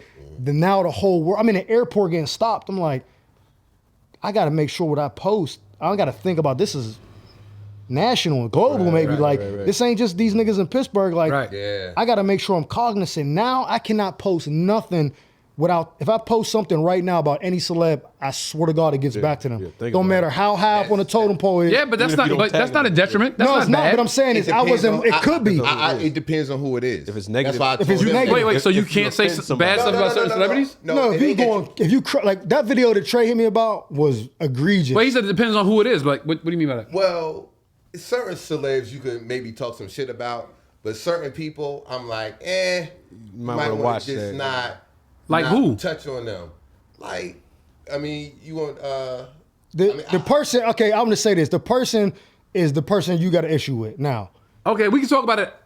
Fuck it, it's Will Smith. yeah. So I was gonna say we can talk about it. I was gonna say we can talk about it afterwards. so But I'll tell you. I was gonna say we can talk about it afterwards. But Nah, when you yeah, said we can- nigga, we can talk everybody about knew it. who I got an issue with, so it ain't no Yeah. secret. I only got an issue with one motherfucking But I'm saying celebrity. the video was like, about Jada. yeah, it was. Okay, it so we'll was talk about bad. that after when we off don't- air. I'm But not- no, I want to get back to what you said. You can't talk about certain celebrities. Like, No, what's the what I was saying was just like I told him, because I was seeing it happen with like Boogie and certain people. I'm like, yo, we forget that we are now dealing with coworkers or people that are gonna potentially be Have an opportunity our for you. coworkers that can give us an opportunity, and you don't know how they're gonna necessarily take you. You on audition for a movie. in the video. Last callback. You get in there. You know what I'm It's saying? me I hear and that. this dude. I hear that. And, I hear and that. it's him. He's like, if I just say I something seen that the I don't video know about. you, yeah. Close the door. And I My say wife- Talk to me about this. No, I hear that. walk off. I hear that. I hear So that. that's I why hear that. I hit him. I hear that. Because like I said, somebody had to teach. Somebody told me that. Yeah. About But the I same shit. also think, I agree with what you're saying. I don't want you to think I don't agree. I agree with what you're saying. But I also think that is the test of us as comedians, is to write the joke that even the person that you're talking about goes, I don't like the fact he making fun of me, but was that funny. shit was funny. Yeah, I'll say this. That's your, if you're not testing yourself every day, That trying to shit sharpen your wasn't one of sword, those. then that's what I'm shit saying. was That's what I'm saying. fuck outta here. But Like, you gotta it be was like, just- you gotta it was be some like, Corey yo, Holcomb shit. Like, it was you no gotta say, joke. I'm gonna write the joke. You got, just using this person as an example, because he popped in my head a second ago. You got to be able to write the Magic Johnson joke that Magic Johnson goes, man, that shit was funny. Yeah. Like Andrew Schultz just did a joke about Meek Mill being gay, and Meek Mill was like, "Yo, that's the first time I laughed at being gay." Like, see? But that was a good. I think his that's joke bullshit. was By the good. way, like side note, I think that's all bullshit. He just got caught up in the Diddy fucking You don't know Bermuda this shit. Triangle. Right. But Yeah, but no, this wasn't like a joke. This was like just very Anger. It was anger. Yeah, like just it was funny because it was malicious. it was like, oh, he's like, it was just shock value, like, whoa. But I didn't have an audience then. When I took it down, I'm like, oh shit, now, like that Brittany Griner video, right? It did kind of good, whatever. Right. And again, it was kind of funny, but it was still like, fuck out of here. Right. She follows me now. I know she didn't see that because she was locked up, but she follows me. You know what I'm saying? It's like, I know She was in a Russian prison. Oh, shit. Because you was locked I up. just did a video about Onyx. Yeah. Last week, and Fredro saw the video, reposted it and followed me. I was like, yo, this is the angriest group of all time. Like, it was a picture of them looking real angry. Yeah. And right before they won. But it wasn't malicious. It's like, and he's like, oh, this is funny. I'm gonna tell you a story real quick. MOP was on Drink Champs. Saratoga Ave. And Those your boys. and Fame was talking, and he got his teeth done or whatever. So they was super bright, but his teeth always kind of stuck out. And I said something like, "This motherfucker got a mouth full of piano keys," something like that. I got on a flight when I landed. Niggas was, "I'm gonna kill you when you come to New York." I was like, "What the fuck?" Like I didn't even know what the fuck was going on. Right? Yo, all my dudes on Saratoga Ave. Yo, Mike Murphy good, yo, he good. So the He good. one dude he was told Rock Solidified. He the good. DJ he good. for MOP, like an Asian dude. It was his son. He's like, them is like my fucking uncles, nigga. You better watch who. He was talking it, but he didn't tell me who he was. He's like, watch your fucking mouth. You think you gonna talk about us like that? I was like, who's we? Who the fuck are you? He's like, do your fucking research. I'm thinking like, even if I did research, why the fuck would you come up? You the son of a nigga that ain't, like, what the fuck you talking about? I was like, so wait, you think because you're related to them, he's like, I love your videos, you funny as hell, but you ain't gonna be talking shit about them and think you gonna walk through New York safe. Know what that is? Know what that is? Selective outrage. And I was like, yeah. And I was like, so you Somebody think else because knows about my uncles. you know this person that I can't crack a joke. And it wasn't like I made a video about that. I was a comment. They pinned this shit on Drink Champs. It had 5,000 likes, Damn. 600 comments. I'm like, Everybody's. I'm dead in New York, nigga. I gotta check in first. Wait. Okay. Hey, Tom, you gonna be, Nah, you good. You gonna call Listen, these Brownsville yo, niggas Mike Murphy good in New York. Yo, Mike Murphy good in New York. Listen, so I want to get to the second part of the question. All right, so go now ahead. you're in this whirlwind, so to speak. Yeah. Of you post these videos, people are expecting them now. You do it routinely. Yeah. What's your routine? So I was doing them every single day. Okay. And I got burnt out. Okay. They deleted my page one time. I Okay. reached out to somebody, got it back. When I got it back, I was home in Pittsburgh visiting. I was like, man, I'm here for, Deleted your Instagram page? yeah, like, Okay. like I violated some rules, but I Okay. didn't. Oh, okay. So I had somebody on the inside get my page back. And when they gave it back to me, I happened to be home in Pittsburgh. And I had Well, one. stop. Wait. See if they could get my goddamn Facebook back. My How long has it Facebook been is gone? It's gone. Anyway. Oh, yeah, that's a wrap. Okay. So when it came back, I posted one video. It did good. But then I was like, nigga, I gotta have a life outside of this. I'm not a, and I Right. didn't post. And that was the first day I didn't post like consecutive. It's like when I stopped, and I was gaining like 2,500 followers a day. After that, it was like 300, 50. Slow down. Mm-hmm. Slowed all the way down. And then I was like stagnant for a while. And then I reposted one of my Jordan videos. Then I got like 10,000 followers.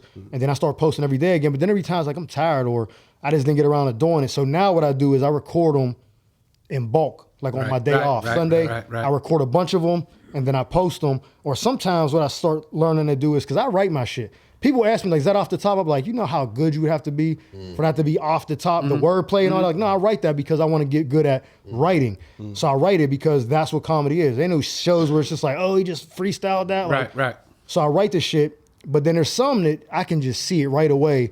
And instead of it having to be like, let me write this, I need to just go on there and just do the video, In the moment. because you never know what'll catch. That Timberland one I didn't write.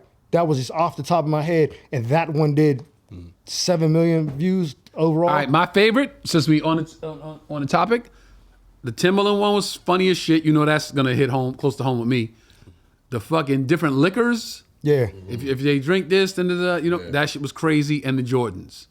all three of my those are top the three. first ones that all did millions Yeah, those are my top of three. views. Yeah. I had one. I did like a Nextel, a two-way pager. Yeah, I and saw a, that one. and a blue in a sidekick, and I just did it on sets, background acting. Did it on set for All American, talking to the dude Kareem Grimes. I'm talking to him Shout on out the to DM. Kareem. That's my man. Shout out He Kareem Grimes. fuck with him. He play on All America. He's an I actor. preach Okay. on All American. Yeah, we know who we are. So I'm texting him. You know, we talking on Instagram and shit. I post a video. I'm not paying no attention. In an hour, it had like 300,000 views. I'm like, what the fuck? People arguing in the comments. All I'm like, oh shit.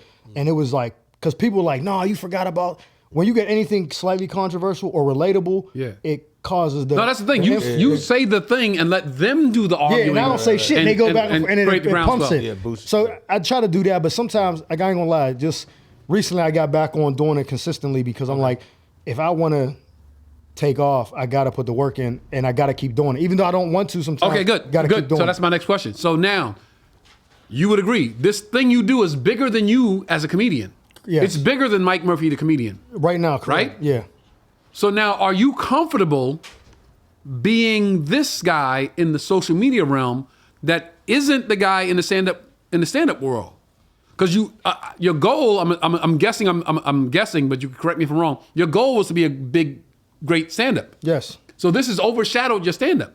How do you get back to that, number one, if you want to, and are you comfortable being this guy that is not looked at as a stand-up comic anymore? That's why I asked you, what would you title Yeah, yourself? in the beginning. So Because- shout out to Rico because he said when this all first started happening, he said, "Don't let your wanting to be great at stand-up slow this down because you could accomplish a lot through this faster than you could by getting on a stage because we all know." Getting on a stage takes a lot of. You can't cut that corner. Right. Social media, you can cut the fucking line Right. and be that. You could Right. be Drewski or one of them niggas be Right. the man Right. and got no timing. You know what I mean? Right. So he told me that, and I was like, nah, I want to be respected as a. Then I realized something you said. You said, any opportunity you get, don't pass it up because you never know if you're gonna get that opportunity again. You got to take it and just embrace it. So let's just say I blow up from social media, but then if I can use that to drive fans to come to shows. Yeah. Then it works. And then Right. if they say, oh, he's funny on Instagram, I'm going to go see that guy from Instagram. I don't give a fuck if the check clear and I'm getting to do But stand up. you don't care if they say, I'm going to see that guy from Instagram, and they go, he wasn't funny doing stand-up? Oh, no, that's not good. That's not Right, that's what I'm saying. So No. that's my question. Are you comfortable being this guy? Do you realize that you have to work on this end now because they're gonna come see you because of this, and then you have to make sure this is equivalent? Yeah, so I've been writing and as much reps as I can doing the stand up. So when I do come, it's not, bro, just keep doing the skit. Right. Because we know a lot of, without even saying names, we know a lot of social media people. They're like, Bruh. nigga, stick to the skits. Fam, I'm on the road every week. Yeah. I take 2 weekends off the whole year. 52 weeks in a year, I take 2 of them off.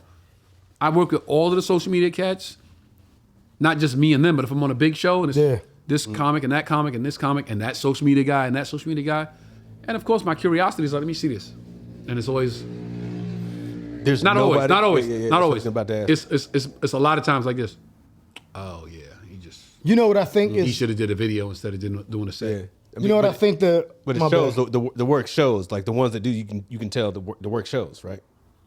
Listen, the cat I respect, I don't want to say out of everybody, but the one that I really see the most, DC Young Fly, Yeah. Young Fly. has done the fucking work. Yeah. Yeah. He blew the fuck up in social media Yeah. and started getting booked. Now I'm assuming, I don't know. He could call me right now and say, nigga, that's wrong. He blew the fuck up in social media. So they started booking him on comedy shows because he was funny on social media. And that motherfucker realized, yo, hold up, I gotta fucking hold up this end of the bargain too. Yeah. Yeah. So every time I see him, it's a stronger set, it's a more well-written set, it's a better performed set. Yeah. The aspects, the intricacies of stand-up comedy, he's right, checking right. more boxes every time. Yeah. So I give DC all the props. And There's other niggas that I worked with, and I go, nah, son, you should have just posted a video. Because you know Yeah, why there's it's a lot. hard for them to leave that money on the table. Of course, no, don't. And so they no gonna do black it. man should leave no money on the table. Yeah, so they're like, when I they can don't do the it. work. I'm sorry, yeah, but when they don't do the work, it starts to show. Like, Don't be surprised by the results you don't get By the work from you the didn't work put you in. didn't do. Like DC is one of those guys that's like, okay, social media comedians, and then I actually saw a set. I was like, okay, no, that's a set. Yeah. You know what I mean? Yeah, It's shout like- out DC. Yeah, shout out DC. And then the nigga gave me the super crazy shout out when he did Yeah. Club Shay Shay. Yeah. And Shay Shay said, what 3 comics would you love to go on tour with? That nigga said Martin Lawrence, Mike Epps, and Tony Rock. That's what's up. Bro, I'm gonna tell you something like, so I met you in 2021. It's like right after your birth. Well, actually at your birthday, then we formally met after that. You took me around. The first time we hung out, you introduced me to Damon Wayans. And then he went up there, murdered it, and then you went up and I was like, that's when I looked at you like, oh, he's a different. That's a hard fucking thing to do. Damon Wayans don't even realize. I remember that night. That motherfucker don't even realize that intro. How he put a battery in my back that night. Wow. That intro. That motherfucker went up and bodied the room. Right. Killed it. And we was doing tag team. So the next comic Supernova. And that motherfucker outside. said, "Yo, this next comic coming to the stage. I watched him grow up. Wow. I was like, when she said that, I was like, I almost cried. I was like, oh shit. I see I'm standing next to Tony. Like, what That the nigga fuck? said it's been an honor to just watch him. And I was Blossom into what he is now. Shit, yo. And he was like, ladies and gentlemen, give it up for Tony Rock. And I walked up there like, yo, like my first minute was like, yo, nah, fuck that. Damon Wayans, y'all. Yeah. Fuck me, Damon Wayans. Do you know how much of a privilege that is to Introduced by him. I'm saying like for someone like me to be in the presence and to watch it. It's like a masterclass. We like, had chopped it up at the factory, and I was like, yo, come to the Supernova. So what you doing tomorrow? And I was Yeah. like, I'm coming. I just go to the comedy club every night. He was like, I did that shit. Yo, meet me here. And I remember when I get there, right? I'm thinking like, I ain't gonna lie. I'm gonna tell you right now. I thought this nigga was gonna be on some Hollywood shit, right? No, let's go back. I bought the nigga a cake for his birthday. So look. So no, tell that story. Tell that story. So all right. So the world It's my comedy. It's my birthday show at the Laugh Factory. The world just opened back up in LA, right? I'm trying to get. And I told y'all heard in the beginning. I moved out here in COVID, so all the little tread I was making got shut down for a whole year. Right. So I come back out. I'm paying to get in all these shows. I pay to go to Ruby Tuesdays, which we going there next. Right. And then they're like, yo, Tony Rock's birthday show's next. You can stay for free if you want. Yeah. I like, oh, I'm staying. I want to soak all this shit in. So we partying this shit. Tone, he's drinking. He gets off stage. He brought up the next comedian. He's talking to somebody in the booth. I can't see them. Yo, y'all niggas ain't had my chocolate cake last year. Fuck out of here. I want my shit. Y'all, yeah. All right, think I'm playing. And I'm like, okay. And here's my thing. If I feel like I can ask you for something, whether it be advice, help, anything, I should be able to do something for you without having to be asked. Like if I feel like the need, I can ask you for something. Why can't I do something for you? So I was like, do I get him a cake to show like value or is that gay? And so, ain't no in the middle. So I'm like, I don't know. So I'm standing there. Value or gay? I'm like, yo, is this like appreciating or like, nigga, you bought me? This fucking nigga brought me. Who is this nigga, man? Get him out. I was like, I don't know. I'm like, fuck it, man. You gotta take the shot. I drive down Ralph's on Sunset. Yeah. Grab the fucking 2 chocolate cakes. I bring them back. I'm like, hey, yo, man, I'm Mike. I'm a comedian. He was like, yo, my sister got that. I'm like, I was talking to Quan. I was talking to my that's sister. what he's talking to his sister. I was back yelling there at my to see sister it. telling her that she didn't have my damn chocolate cake. So he thinking she got the cakes. I'm like, oh, nah, I bought it. I just thought he was like, oh, good look, nigga, yeah, give them to her. I'm like, all right. So I give it to her like, it didn't go either way. I ain't gay, but it wasn't like, bro, what's your name? It's just whatever. I'm drinking. Happy birthday to me. Fuck out of here. So I'm like, cool, whatever. I leave it alone. So I fast forward, I see him a couple of months later, maybe like a month later. And Not that long, yeah. It was like a month later. He's eating at the Laugh Factory. Now he's on the second show, but he's there for the whole first show. And he's eating and shit, and I don't want to interrupt him. I'm just sitting there chilling. And he's looking at me kind of like, who the fuck is this dude? Because no one really knows me. And I'm up there in the lounge where we all hang. So he's kind of giving me the look, and I'm kind of like putting my head down and shit, whatever. So he gets by himself on the steps. I'm like, yo, my name is Mike. I'm a comedian. He's like, oh, nice to meet you. I'm telling him, I'm to be like, yeah, I know. So I'm like, you probably don't remember me, but I got you a cake. He's like, oh shit, you the nigga that bought the cake. Yo, shouldn't I? Okay, bet. Yeah. So I say, yo, I asked him about an interview, podcast you did with Finesse. Yes. And I was like, about you quitting your job. I'm like, that story, I was trying to find it. What podcast was it on? Because I still got it saved in my phone. Like I go back every once in a while and listen, like, oh, I'm on the right path. So he told me the story. He was like, yo, what you doing tomorrow? I'm like, I ain't doing shit. I'm just coming up here. He's like, I was like, you do that every day? I'm like, I come up to this every day. If it's not here, it's somewhere else. I do it every day. He was like, every day, huh? You know, I only know one other person that ever did that. I'm like, who? I'm thinking he gonna say like Chappelle or somebody. He was like, me, nigga. I come up here, I used to walk 3 miles. My manager lived on, he's giving a rundown and shit. I'm like, damn, that shit mad my manager lived on Pico and Stanley. I used to walk from Pico and Stanley it's to the 3.1 Laugh miles. Factory and back 7 days a week. And stay for all fucking 3 tell shows. me that you putting work in LA if you ain't do no And shit they like had that. 3 shows. Then they had the midnight 3 shows, show. yeah, they had Now it's just the 8, like 10, and 12, like yeah. the 8 and 11 or 7:30 and 10:30 or whatever. Yeah. I would walk back at 1:30 in the morning That's a long from walk. Hollywood, from Laugh Factory to Pico and Stanley. Yeah. Every nigga, 7 days a week. So when he told me that, I was like, oh, I know I'm on the right path because I'm doing the same thing without him telling me that. So he's like, fuck it, what you doing tomorrow? I'm like, oh, he's like, I got a set at Supernova, pull up. I'll meet you there. I'm like, bet. He give me his number. I'm thinking he gonna be on some Hollywood shit. I know I'm gonna get there. This nigga ain't gonna answer, and they're gonna be outside looking stupid as fuck. So I get there, and dude's like, you coming in? I'm like, no, I'm waiting on somebody. He's like, all right. So like 2 minutes go by, called me on answer. I'm like, I fucking knew it. Dude was like, who you waiting for? I'm parking the car. The dude at the door was like, who you waiting for? I was like, I'm waiting for. I was like, I'm waiting for. Oh, I know that now. But I'm like, I'm waiting for Tony Rock. He was like, oh, I can't have you out here waiting. You with Tony? Come on in. Ain't that I'm like, funny? oh shit. I'm like, cool. I get in this shit. He calls me like, yo, fam, where you at? I'm like, oh, I'm sitting down. He's like, nah, come to the back. I'm like, bet. Come back and shit. Introduce me to Damon. We talking and shit. I'm like, damn, we standing there. Damon go up, kill. Yo, the intro we just talked about, Tone, like, I see it in his eyes. I'm like, oh shit. Now I just met him, so I don't know him well enough to know, like, is he shook? Is he, is this his normal shit? Yeah. He goes up, murders it. I'm like, God damn. We come down, we chilling. She's like, yo, hit me tomorrow, fam. I got to film. He was filming a movie with the light-skinned girl, I forget her name. Jennifer Warner. No. The young girl, she looked like Tia and Tamara. The Christmas movie. No. It was the Christmas movie. Shorty from Wife and Kids. Yeah. Jennifer Freeman. Is it? Yeah, Jennifer Freeman. I thought it was the other girl. I'll figure her name out after this, but I thought it was. She looked like Tia and Tamara. I forget her. Oh, you talking about Essence. Essence Atkins, Atkins. Yeah. Shot a movie with her too. Baby. So- Shot a movie with I her think too. that- I know all the bad. I know all the bad Jennifer chicks in Freeman, Hollywood. Essence Atkins. So he's like, I got to film tomorrow. Lisa Ray. Check. He's like, I got to film tomorrow. It hit me. I'm like, bet. And we got close like that and shit. And I just came around and just kept, because like you said, I wasn't a name in the comedy. No one's like, Right. and I remember you said something like, yo, don't come to Hollywood until they call for you because you got to be ready. Like by the time you got out here, you already did your thing in New York. Okay, perfect. But in Pittsburgh, they're never gonna. It's not. You would have to do social media. Like that's how you would get your name. Right. And then you get 1 million followers. They're like, oh, we want to bring you out, but you're not going to be on stage. And they're like, yo, I got this dude in Pittsburgh. He does one fucking mic a month. Right. You should see him. So I was like, I gotta leave. So I came, and when I heard you say that, I was like, damn, did I fuck up and come out here too early? But I was like, nah, I can't. There's no. And I didn't want to go to New York because I'm like, that's too. I can quit too easily. I'm 5 hours away. home. I could quit and be home the same day for dinner. Right, I was like, I need to go somewhere where I can't even afford to move if it gets too rough. Like, Right. I gotta be stuck out this bitch. And then so I came out here. But being around, That's you know what's guys funny? are I said that watching too. I said that moving to LA for me was my college experience. I didn't go to college.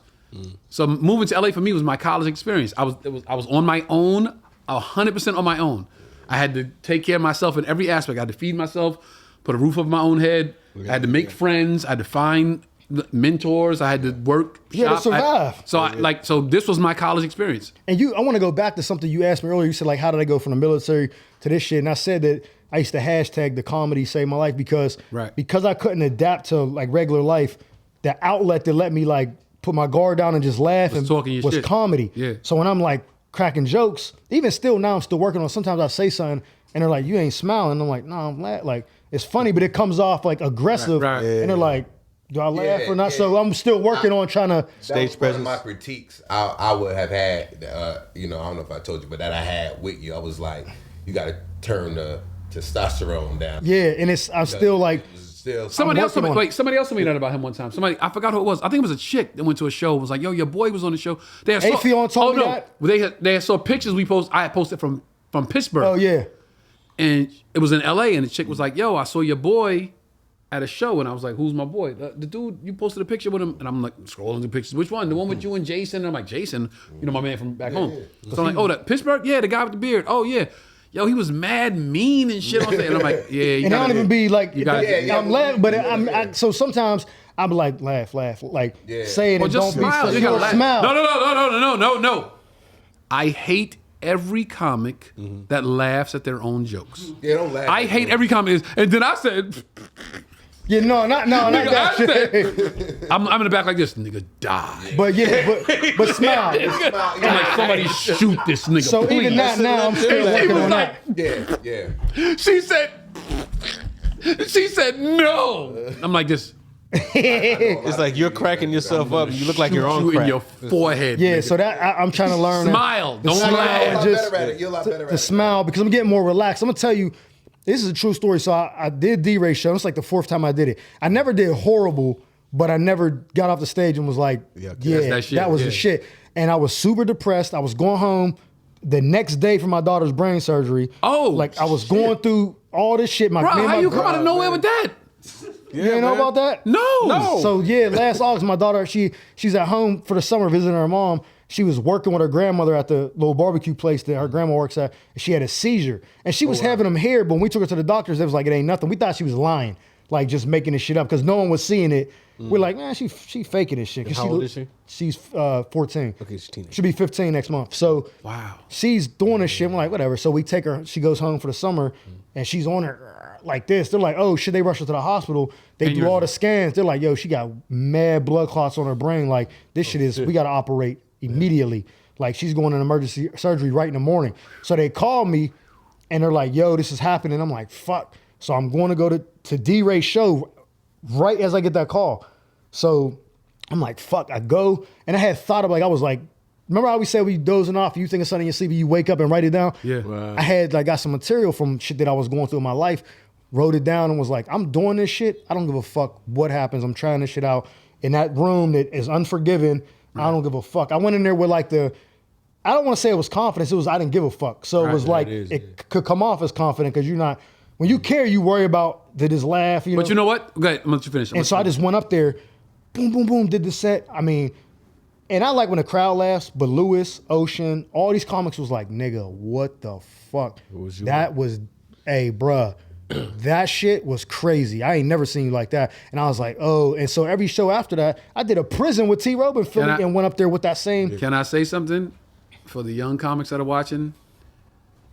Not giving a fuck is a form of confidence. Yes. Not giving a fuck on stage, very few people can do what we do. So to be up there like, yo, I don't give a fuck how this go, is a form of confidence, is an expression of confidence. Not to the point where you like, I don't give a fuck, so I'm just gonna say anything and just fucking crash the plane. But I mean like, I'm gonna say these jokes, I wrote this joke, I'm gonna tell it the way I wrote it, and I don't give a fuck about the reaction. That is a form of confidence. They go, yo, he really saying that shit. That's Like, when I went to the next level in my stage. Because they're like dogs, they could sense fear. The audience will be like, do you say something like, is that funny or that's funny? That's why you... And they're like, oh, shit. That's why I tell a bunch of comics, one in particular, I'm not going to name names, yo, stop asking them questions, motherfucker. Stop asking them what they think. And you know what I'm saying? Am I right? You guys ever... Because you giving them the power. So now the audience feels like they have a part to do with your show. I'm never asking. I'm always telling. I'm never like, you know what I mean? Am I right? You ever think that? You guys know what I'm saying? Because if I'm asking you that shit, then I'm not confident in what I'm saying. Right. So I'm like, fuck that. I'm not asking y'all shit. I'm telling y'all. Yeah, I think every comedian has something going on in their life right before they have to go on stage, and somehow that empowers them. So, bro, my mom's had triple bypass one night. I'm driving to the fucking Laugh Factory. Went on stage that night. Was like, yo, got on stage, hit the stage, got the mic in my hand, was like this. You know we all gonna die one day, right? And they fucking exploded. Wow. You know everybody here, we all gonna die. You gonna be dead. You gonna be dead. You gonna be dead. Yo, my man right there. You gonna be dead. Yeah. And they was like, yo, wait, what? It's like the nerve and just of you saying that. It's the like, not giving a fuck. Oh, because man, you talked at the show with Norm that your sister had just passed, rest in peace, and then my daughter. That was all. They was like back to back. So when we did a show together, we was talking about it. We both had to go on stage right after this shit and do the show, and it was like, yo, we gotta. I was like, it takes a different kind of person to be able to push through that shit. Right. And be funny. Right. You gotta turn off that shit. Like, for me, I've probably for like 10 years, I became that person as a comedian where I was like, yo, I'm gonna take this and talk about that. And to me, I promise you, that's when I felt like I started to transcend. I started to transcend. And now I feel like I'm just on some other shit. Everybody else is trying to catch on. Yeah. But when they do, and when they really listen, they're gonna be like, yo, this nigga Trey really been saying some real shit this whole fucking time. Yeah. And why are we just now really understanding what he's saying? Because they'll know on the road, they was like, hey, we just waiting on him to say he ready to come back. And I went back. I talked about the shit that was at. And not only we said. Yeah. And not only did I talk about it, it's in my set. Yeah. It's not just me talking about it that night and then leave it in breezing Trying to past get it off your chest. I made it a bit and I made it a set. And she's living through you when you do that joke. Yeah. So it's like you keeping the name alive. Yeah, with Boogie and all all that same thing. All of that. I was at the comedy show this past Thursday. Killed it.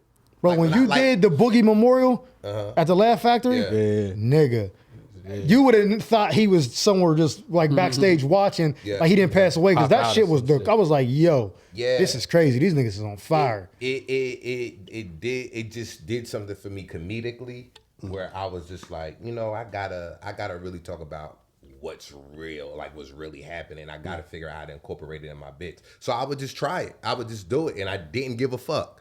I said, I don't care what the audience think, what they say. Like, I gotta get this out for me. And then once I started working and getting the points together, like this shit, because I remember the first time I had, after my sister died, I did a Comedy Store, and I talked about it. Crack them up. Yeah. And I was just real like somber, and I was just talking. And how I do it, it's like I always compare it to a Tupac song. How do you want it? Yeah. How you want? In the beginning of that, Tupac's first verse is him just talking about bitches and hoes, and then that second verse he hitting you with politics, Bill Clinton, Bob, Bob Dole, Too old to understand how the game goes. He talking some real shit in that second verse, but he give you the first verse so you could pay attention. Yeah, he baiting you in. Yeah, now you got it. So that's how I started doing. Like that particular night, I did my funny shit, like boom, boom, shit that everybody laughing, and then I said, okay. Now that I got them, now I could put this in here. That's that vulnerability, like, because everybody relates. They respect that. And they can respect the fact that you have the courage to say it. No, you gotta get. I got a question for you. How long into you was doing comedy you think you found your comedy voice?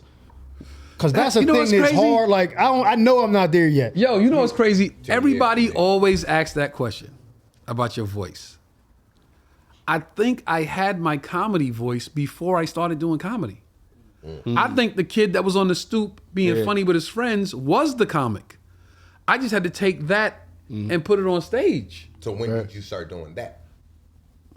Early. I had to make sure, like, so the kid on the stoop, the Tony on the stoop, didn't have any written material. Right. It was just whatever I saw, somebody walked past, whatever I thought about that day, or my mom said, or one of my siblings said.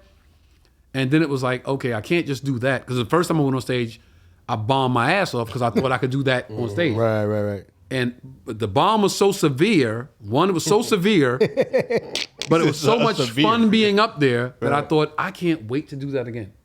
Yeah. Like, I crashed a plane. The plane exploded into flames, and I walked away like, I did all right, that shit. Yeah. I got to get back up there. That's like being a Porta John cleaner that all that blue shit splashed on you. Like, I can't wait till tomorrow. And I was like, I'm gonna take a shower and do that shit again.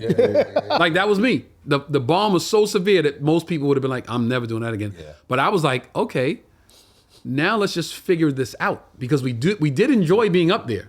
I absolutely enjoyed being up there. Now how do we avoid that? Let's figure that out. The bad shit. And it was like, yo, you can't be funny. You can't be stoop funny with strangers. Right. Now you got to write. You have to entertain. But it was still the same voice. So once I started writing, I think right now, with the set I'm gonna do tonight, I got a bunch of new shit that I want to do tonight at the Laugh Factory. I'm gonna go down there. I'm gonna be like, yo, I got some new shit. I'm just gonna see what the fuck y'all think. You know what I'm saying? And just throw it out there. Because that's me on the stoop. It's just like, yo, I say what the fuck ever. Like, whatever. I'm gonna go back in the house and eat after this. I don't care. Right. The thing that be messing me up that I'm working on now, because I realized that, like I said earlier, I was in Pittsburgh. It was the same people coming to see me, so I would keep changing.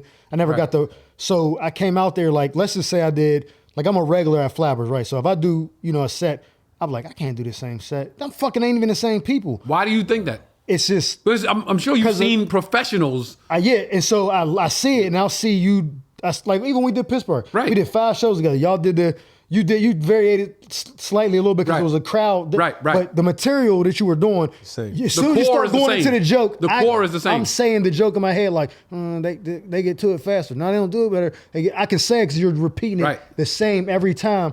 And it just made me uncomfortable. So now I'm like, well, when I have a bad set, it's because I didn't do that joke in so long that I left shit out. I forgot shit. I'm like, that didn't go well because I'm not getting to the point where I can do it in my sleep. And so I just sat to myself, I was like, look, stop trying to do all these, show that you got this many minutes and just get a solid set of this motherfucker 15 minutes. Listen, crazy. I'm going to tell you, me and Joe Fox talk all the time because Joe Fox will change a joke from show to show. Same joke, but he'll tell it different bits. This beginning is here, and me and Joe always talk about this, right? Right. And I say, the thing I was taught, amateurs do it until they get it right. Professionals do it until they can't get it wrong. Right. So I do the set in the same cadence every time. The joke is boom, boom, boom, boom. The beats are bop, bop, bop, bop, bop, bop, every time. Bop, bop, bop, bop, bop, bop, every time. Until I can't even do it incorrectly. Because I've done it the right way so many times. That's where I gotta, and I'm working on it now. You know, the more, and that's gonna help you find your voice. Yeah. You say the voice. Because for me, I know exactly what you mean. It took me 10 years to find my voice. And I remember the actual set. I remember exactly when I said, oh shit, I found my voice. It was, I had just got back from Jamaica. My ex went through my phone in Jamaica. The millionaire chick? No. Okay. No. Okay. The broke chick. Helicopter. The broke chick. Helicopter. Helicopter. And me and Boogie had our night at Moksha, the Indian restaurant, and I had the host. She's still pissed off about that. And literally, I was just like, yeah, man, she there at the show. Yeah, man, god dang, man, my girl fucking caught me cheating, man, with my cell phone. You know what I mean? And she there. I'm like, yeah, fellas, you got to delete their shit from your cell phone, man. And then I started actually thinking back to all the shit that happened with my cell phone. Yeah. So I took that and went like, yeah, because one time when I was with my son's mother, we got in an argument. She was trying to grab my cell phone. I got so scared, I threw my phone out the window. Because I damn near I literally swear it was about to throw my phone out the window.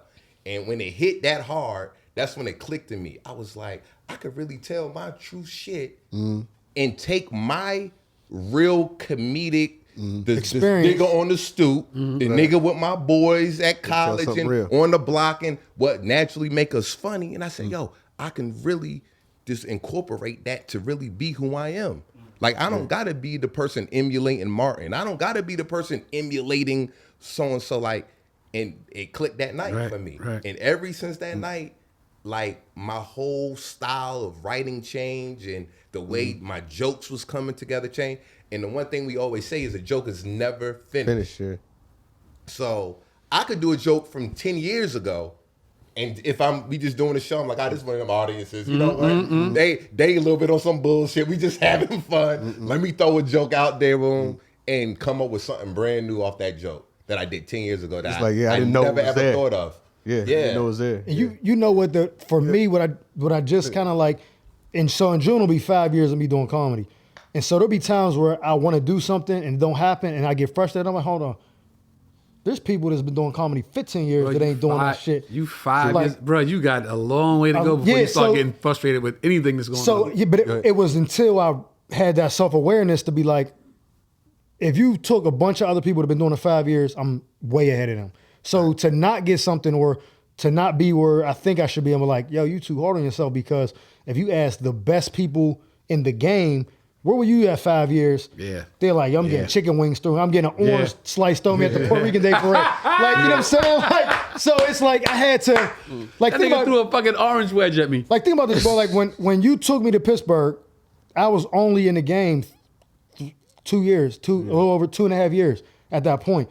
That don't be happening for people. You know what I'm saying? Like, I know it's my city, but you could have been like, bro, you ain't got enough time. Like, I can take Joe and Trey, and I don't got to take you. So it was like, I was getting. He did take me, FYI. I was on this fucking show. I got there. Make sure you like and subscribe. I got spoiled a little bit, and then the social media thing, like you said, that takes off faster. Right. There'll be people reaching out like, I want you to headline this. Right. and I'd be like, All right, let me ask you That's this. it. Oh. Before we get so sidetracked, who was your guy? Like, your guy was Martin. My guy was Dave. My guy's Dave. My guy's my brother Chris. Who was your guy? Who, like, I know he was in the service, and then he was like, okay, I was doing these blogs, but there had to be a guy. Who was your guy? Because they say be inspired by, but don't copy. Yeah. Right? Martin was your dude. Be inspired by, don't copy. Who was the guy? Who right now? Who's the comic that pops right in your head? Like, that's the guy. That was your guy. yeah, like when I was younger, I liked watching Martin because he was on Def Con. Like, it was like right there in the living room. But then that was as a kid. But then when I really started to be as an adult and see different perspectives, it was Dave. Because you remember he dropped like 4 specials back to back on Netflix. So you got yours late. Well, I mean, I told Dave that I just seen him at the Laugh Factory and I was telling the story. I said, you kind of saved my life a little bit. Remember the story I told you about me getting blown up? So right before that, when he dropped For What It's Worth, that was in 2004. I didn't catch wind of it till it was like on, I think, Showtime on DVR. Some dude in the barracks, he wasn't even my soldier. He was somebody I knew through somebody else, had it recorded. We started watching. I'm like, oh, this is, I think I got to start this from the beginning. He's like, nah, we about to go to the club. I'm like, what you doing tomorrow? He was like, I'm like, give me your barracks key. I'm a sergeant. You're not gonna steal shit. I'm coming back to watch this. He's like, all right, I watched it twice in a row. Was hooked, watched it probably 30 times, went to Iraq. The shit happened, I got blown up. My mind was so like, I was in a fog. I probably would have got killed. I was out of it. Right. We stopped at like a rendezvous point, which was a base.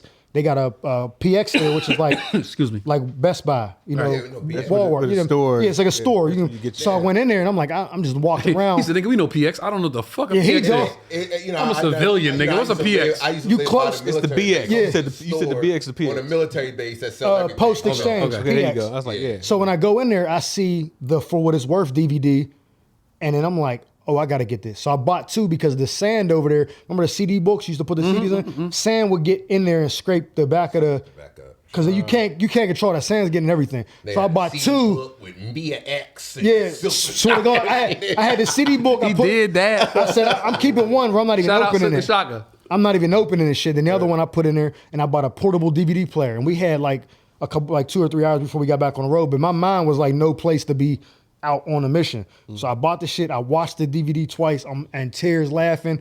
I'm like, all right, I'm good now. We go out, we get ambushed, we smoking these niggas. But I'm fully alert now because my mind ain't thinking about it. It's got blown up. Right. My shit is all still ripped. I'm still fucked up technically. But my mind is because I got to kind of take a break. And I'm like, it only saved my. So I told him the story. He was like, oh shit, word. We laughed and shit. And I was like, that was a dope moment. So when I came back, he left. Remember, he quit the show right after that. So it was like he disappeared. And I wasn't really watching comedy like that. Then he came back and I started, oh, he's back.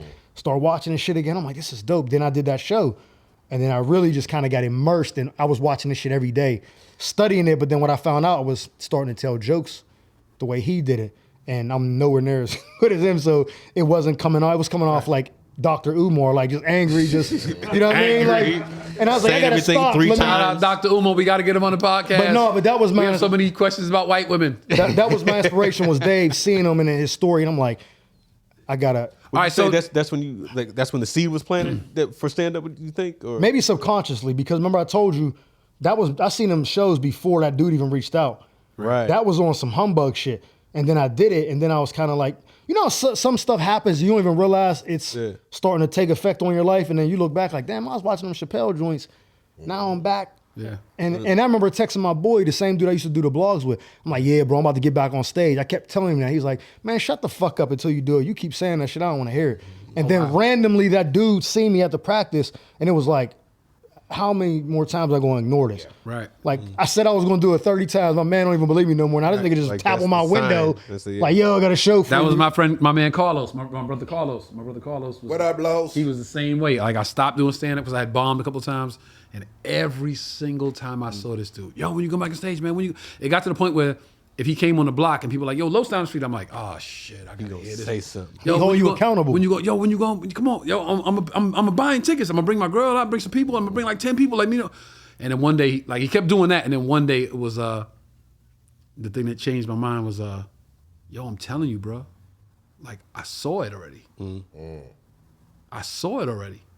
It wasn't like the badgering that it normally was. It was like a calm subtle moment that we had. It was almost like and I'm a spiritual person, so it was almost like a out of body experience where it was just us two talking and the world wasn't around us. Yeah, that's And dope. he said, I saw it already. Angel came in. Yeah, and he was an angel at that point. Yeah, it wasn't like he was letting you normal know Carlos. Yeah. He was just like, yo, come on, nigga, get on stage, yo. I'm gonna bring my bitches and she gonna bring some bitches. Yeah, and that one time he came down the block and I was like, yo, what's up, kid?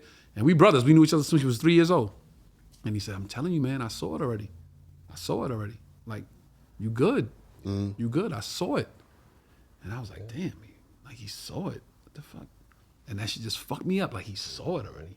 And I went back on stage. And then my brother Brian came to one of my first shows when I got back on stage. And B said, you know what's crazy? I was watching you up there. And it's like, it felt like I saw you on stage before. And he's like, and I was thinking like, yeah, because you saw Chrissy on stage, you just thought. And he was like, no, it wasn't Chrissy. I was watching you on stage like I've seen this before. Almost like a premonition, like a past type. life type thing. Like I've seen this before. I saw this before. And that Los and Brian, I was like, let's go. Yeah, it's like people can confirm that for you. Sometimes that's all you need to give you that push to the stage. But Fox and I were talking before both of you guys came in here, and I was telling him earlier, and I'm gonna take a pee break, but y'all can keep it going. I said I feel like a lot of comics come to LA or go to New York, especially those the two comedy hubs, and they don't really have a goal. It's I want to be a comedian.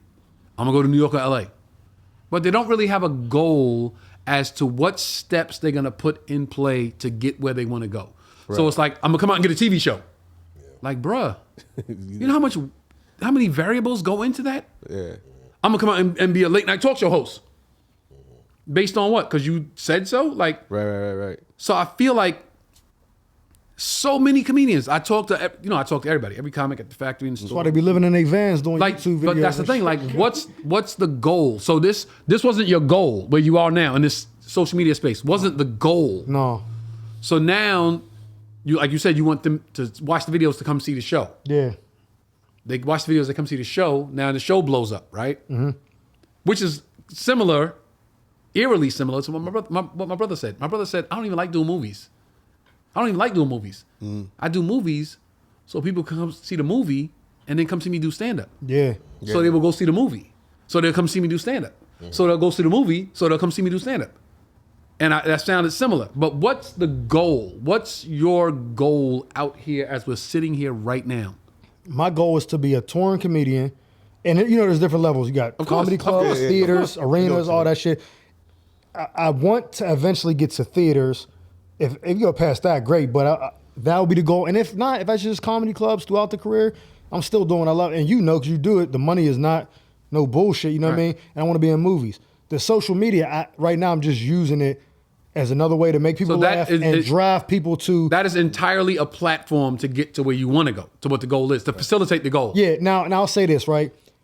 It would be, and I'm only bringing this up because Rico brought it up, is like, if I got, hit the crossroads where I'm getting opportunities to take me away from stand-up to do something that's like wilding out or something where you can't, or you're on a TV show, you're writing or whatever, I'm gonna embrace whatever that is because that may be your path. You may want to do one thing, but God got something else planned for you. And if you try to ignore that, He gonna show you like. But the Most High don't say no. He just say not right now. Yeah, so it's like you might be like, nah, I want to be a comic, so I'm gonna pass up writing on this show, and you don't realize that writing on a show might get you to. You might be on this show. You know what I mean? Like Malik Glass, he's writing on The Neighborhood. He got episodes. He's in it. They might seem like, oh, the dude from The Neighborhood. Now he go to whatever city they go. You know what I mean? You just never know. But I'm not gonna pass up any opportunity that's given to me based off my talent. Right. So if somebody says, yo, you're funny, I think you could be. We got a show. We got an idea. You're gonna just roast whatever we. All right, I'm gonna take it because that may lead to whatever. But I really want to do stand up because that's where I feel to have. Like when I make the videos, it feels good. Like I got 3 videos I did today. They're all like almost 100,000 views, and that don't never feel as good as after I get off the stage. Right.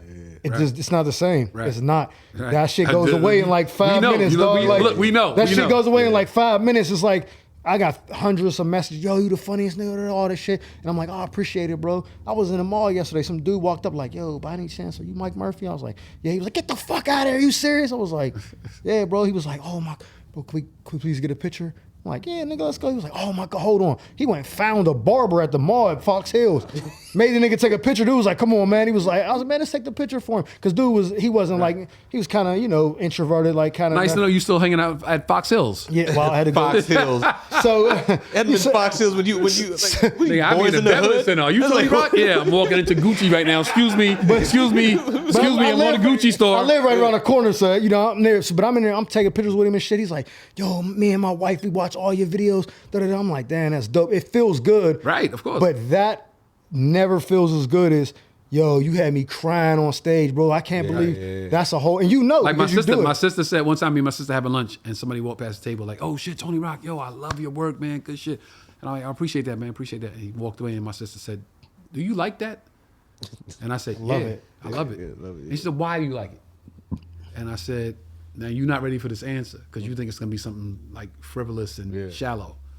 But I love when people say like, 'Yo, I love your work,' and they stop and say hi or get a picture, because what they're really doing is they are confirming to me the years and years and years of work that I have put in when nobody knew who the fuck I was. Right. So they confirming like, yo, you put so much work in that this stranger knows who the fuck you are just by looking at you. Yeah. I can reference your work. I can reference your material. You know what I'm saying? I can tell you where I saw you and what you did for me and my family and my wife and whoever was there, me and my boys was at the show.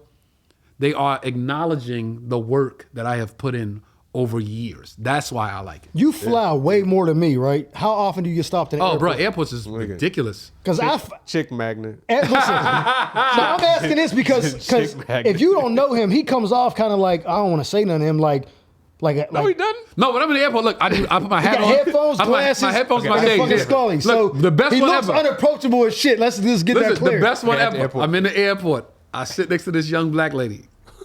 Right? We fly into Atlanta. And she looks at me and I sit down. I go, how you doing? I say my hellos. Of course, I'm not going to be, I'm like, how you doing? And I sit down, his headphones on. And she goes, she's looking. I see her looking. And I'm like, and she goes, I take the headphones on. Hey, can I just ask you one question? I said, sure, go right ahead. And she said, is your life amazing? And I took my shades off. I said, it's more amazing than you even think. And she said, I fucking knew it. And that was it. We ate breakfast and we flew to Atlanta. And when I got on the plane, I was like, hey, take care, sweetheart, be good. And so, are you performing in Atlanta? I was like, no, I'm coming to see my brother.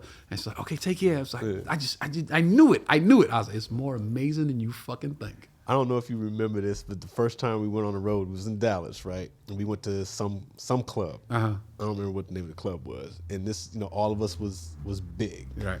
So he not in an airport, but he doesn't look like don't talk to me. Like he's like, hey Tony Rock is extremely in the building. approachable, right. Yeah, extremely Was he drinking? Not yet, but I mean, That makes me nicer. Yeah, because he's like, Or meaner. Yeah, it The depends. niggas start freestyling and shit. yeah, this 12 o'clock, 1 o'clock, nice. 2:30. is my 2:30. this is my first time seeing that type of shit happen. Like, okay, Like people I know approaching you. him? Yeah, approaching him. Just like, okay, that's Dirk from all of us. Right. This silly chick came up. Oh, this fell apart. She was like, I don't know if she was drunk or not, but she was like so geeked that you were in the building, and she was like crying and like she was like snot coming out of her nose, like snot coming out of her nose, and she was trying to be sexy. Oh my God, it's Tony Rock. She's trying to get it. Foam, foaming at the mouth and shit, and she had boogers coming out of her nose. And Tony was like, she's like, hey, what's going on right here? You need to wipe your mouth. Here, take this. You would wipe. You don't remember wiping up? Nah. That shit was hilarious. I was like, so this is what it's like. Like Wait, like that lady. Hold up. Now I didn't want to tell the story, but you prompted it. I do remember one time we was in Dallas and I met some chick and she was super Tony Rock blown away, and I took her back to the hotel. Yeah. And I'm fucking. This was years and years and years and years. Of course, this was years And I'm years fucking ago. this chick, and I remember fucking her, and she said, "I can't believe Tony Rock's dick is in." Let me tell you- Yo, that's top tier. Tony Rock has his dick in me. And I'm like, That's top tier I'm like, fucking shorty, made calm, it. like, come on, calm She was down. wiping the bitch's nose though. That was. She was like, and she was oblivious to the fact that her nose was being wiped and shit like that. man. But that's that's who Tony This is. ain't about me, man. Mike Murphy is the guest. It ain't about me. Don't make it about me. But see, Mike, he's so. You've only been in the game what 5 years? I'm going to 5 in pee. June. Okay, 5 years. Tony tells me this a lot. He's like, "Yo, man, remember who you are, where you at." It's like, dude, you with us. Yeah. You be like amazed sometimes, man. Like I do. Yeah, like now I was like, I was the same way. I mean, no, I'm saying I've never been. I was never. No, I'm talking about the first time, like being on the road with somebody that is like the life of the party, dude. And then, because we get used to the fact, oh yeah, that's a TV star. Oh yeah. We don't. I never was. I was like kind of like it was that. I was kind of just. How long you been in the game at that point, though? What? When you met him? Time I went on the road with Tone, like 8-9 years. 8, yeah, okay, yeah, but So so on the East Coast, I was doing, did the shit with Master P and. okay, that's different. So that's why. Listen, I was already seeing, you know what I mean. So It was a little bit- was just like, oh shit, that's my. Oh, this is nigga. This is like my nigga. So that's when, different. when we went to Pittsburgh, Yeah. I hit my man up who owned the club or whatever that we went to. was it after No, this after party? after. So I'm like, yo, how much is it going to cost? I want to bring Tone to the. I'm thinking What'd like. you tell him?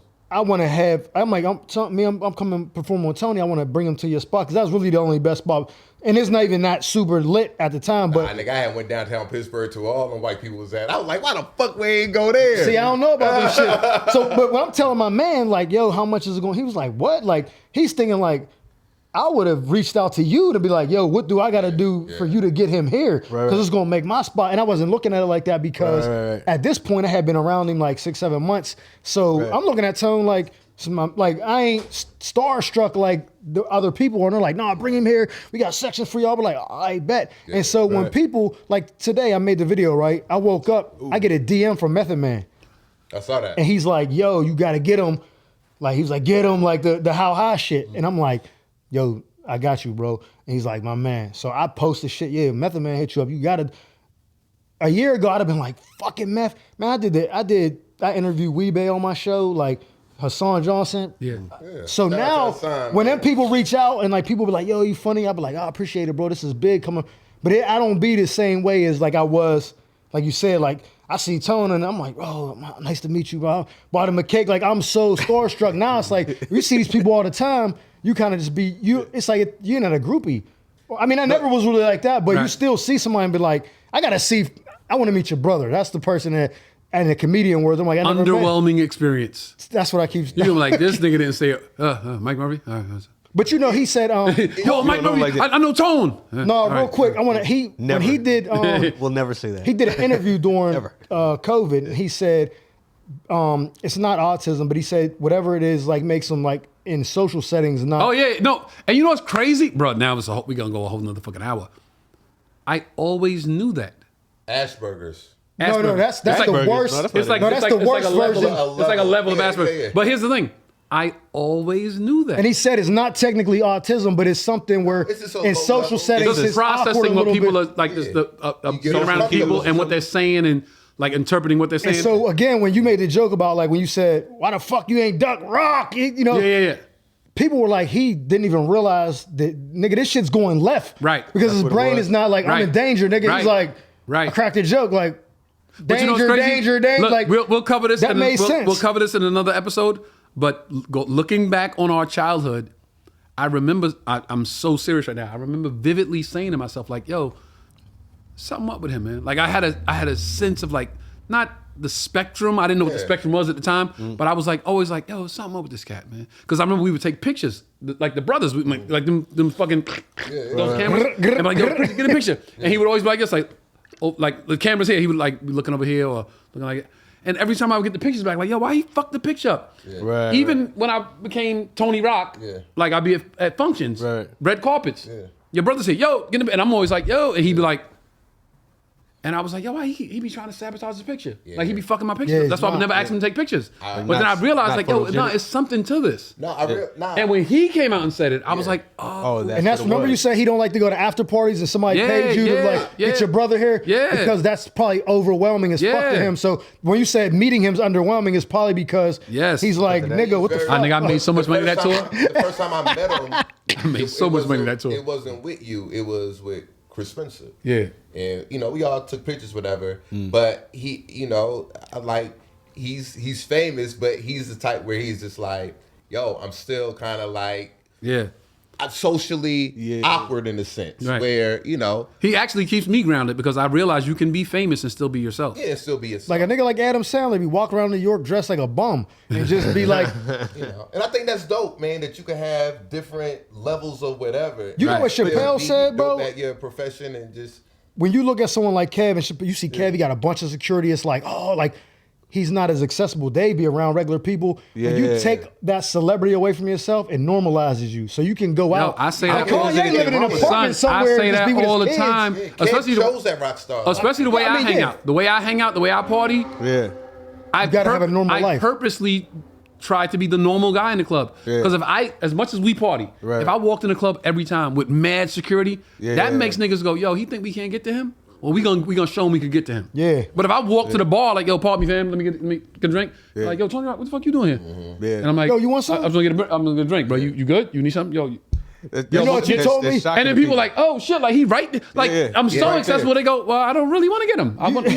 You know what you told me at the Laugh Factory? You said, I'm telling you, all you young dudes, please don't fucking get security till you absolutely need it because it's like people be coming into the comedy clubs. Gary Owen shot a special in Cincinnati. T-Row was a feature. A local dude. This is my man's cousin. And I was trying to get on a show, and Gary was like, I would, but dude, they basically paid me to let him open up. Right. This is a regular Cincinnati, a regular nigga. He shows up with 2 security guards and shit, dressed in all black suits. Hilarious. They was like, man, what the fuck is, like, Yo. they didn't even let him do the second show. He came and smelling like weed and shit, was just like taking pictures with everybody. Like, Gary was like, what the... Bro, he came with 2 security guards. I seen a social media comic at LAX one day. I'm landing. He coming through 2 security guards. 2 security guards. A social media comic. And I'm like, yo, what's up, bro? Yo, you doing something in town or you work? Yeah, nah, we about to go to light skin. I'm like, nah, I ain't gonna tell you anything. I'm like, first of all, that's a lot of money, right? We did the Masonic Temple in Detroit one time. I fly all the way to Detroit, Dolo. Catch the Uber to the hotel. Catch another Uber to the venue. Dolo, back door. Yo, it's Rock. Yo, what up? I come in, the comic before the show even starts. Like the comic that brings up the host. The cold open. 2 security guards. I'm like, where you from? I'm from here in Detroit. So why you need security if you're from here in Detroit? Yeah. Because they want to appear to be bigger That's like than what it is. Bro, I'm from like 800 miles away, maybe. I know me here. I guess you said don't get security until you absolutely need No, he it. said that. He said he was telling us young comedians is still trying to make a way. Like, Oh, you don't- said he said that. Don't make the mistake facade of of, like, trying to make getting it- security too soon because it comes off like. I remember someone like the first person I seen comedian with security was Martin. He came into the Comedy Store, but this was when Def Comedy Jam was. Shout out to Larry Wack. His show was, booming like, and there was like, we knew he needed security. It was like, but don't be that dude. Basically, what he was saying is like, don't be that fucking dude to come in when you got security. And people say, why the fuck do he got security? Because when you do it like that, you're doing it for the look. Yeah. You doing it for them like, yo, who's If that? people Who's that? looking at you saying, why the fuck do he got security? Or they go, who's it's wrong. that? But Who's to be that? honest, who's that? They don't even need, like, Martin don't need security in LA. Like, in Hollywood. True. He really don't. Don't nobody really need it. If you're a comedian going to a comedy club, you really don't need Yeah, to a comedy club, no. Unless the dope man that saw him the ooh-wee. right. But if you like Kev or somebody just going to fucking in and out, you need them niggas. Yo, tell them where they can find you. Tell them all your social media. Tell them everything. So at my website, comedianmikemurphy.com, Instagram, comedian Mike Murphy, YouTube, it's all comedian Mike Murphy, everything. Okay. TikTok, all that stuff. What you got next? What you working at?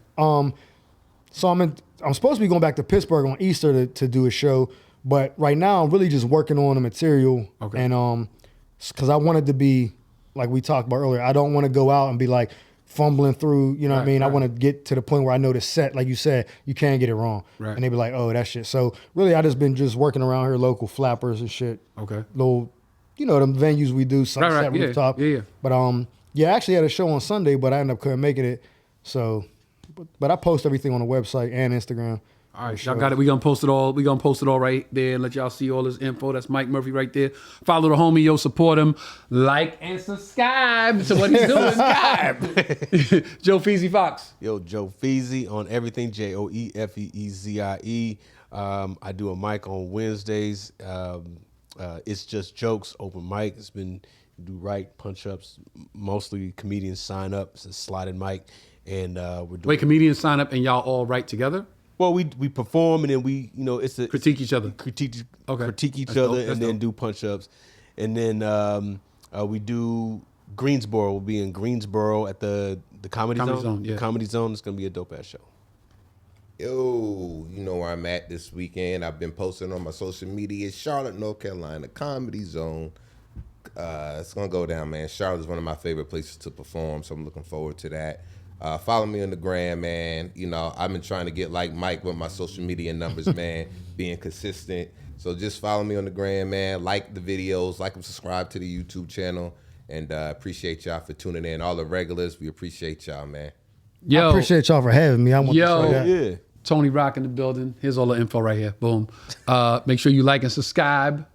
I'm going to Vegas tomorrow to see New Edition. Yeah, man. And then I leave Vegas Thursday morning, headed to Charlotte, North Carolina. Andy Rock, my baby sis, I'm coming to see you. I What love up, you so Andy? much. My son Charleston was under the weather today, y'all. He was a little sick, got a fever, threw up a little bit. Get well soon, kid. Nephew, get right, nephew. I love you very much, kiddo ditto. I will see you soon. Dad, I will be home soon, all right? Rock the world forever, y'all. Peace. My man Mike Murphy, that was that shit. Appreciate you, bro.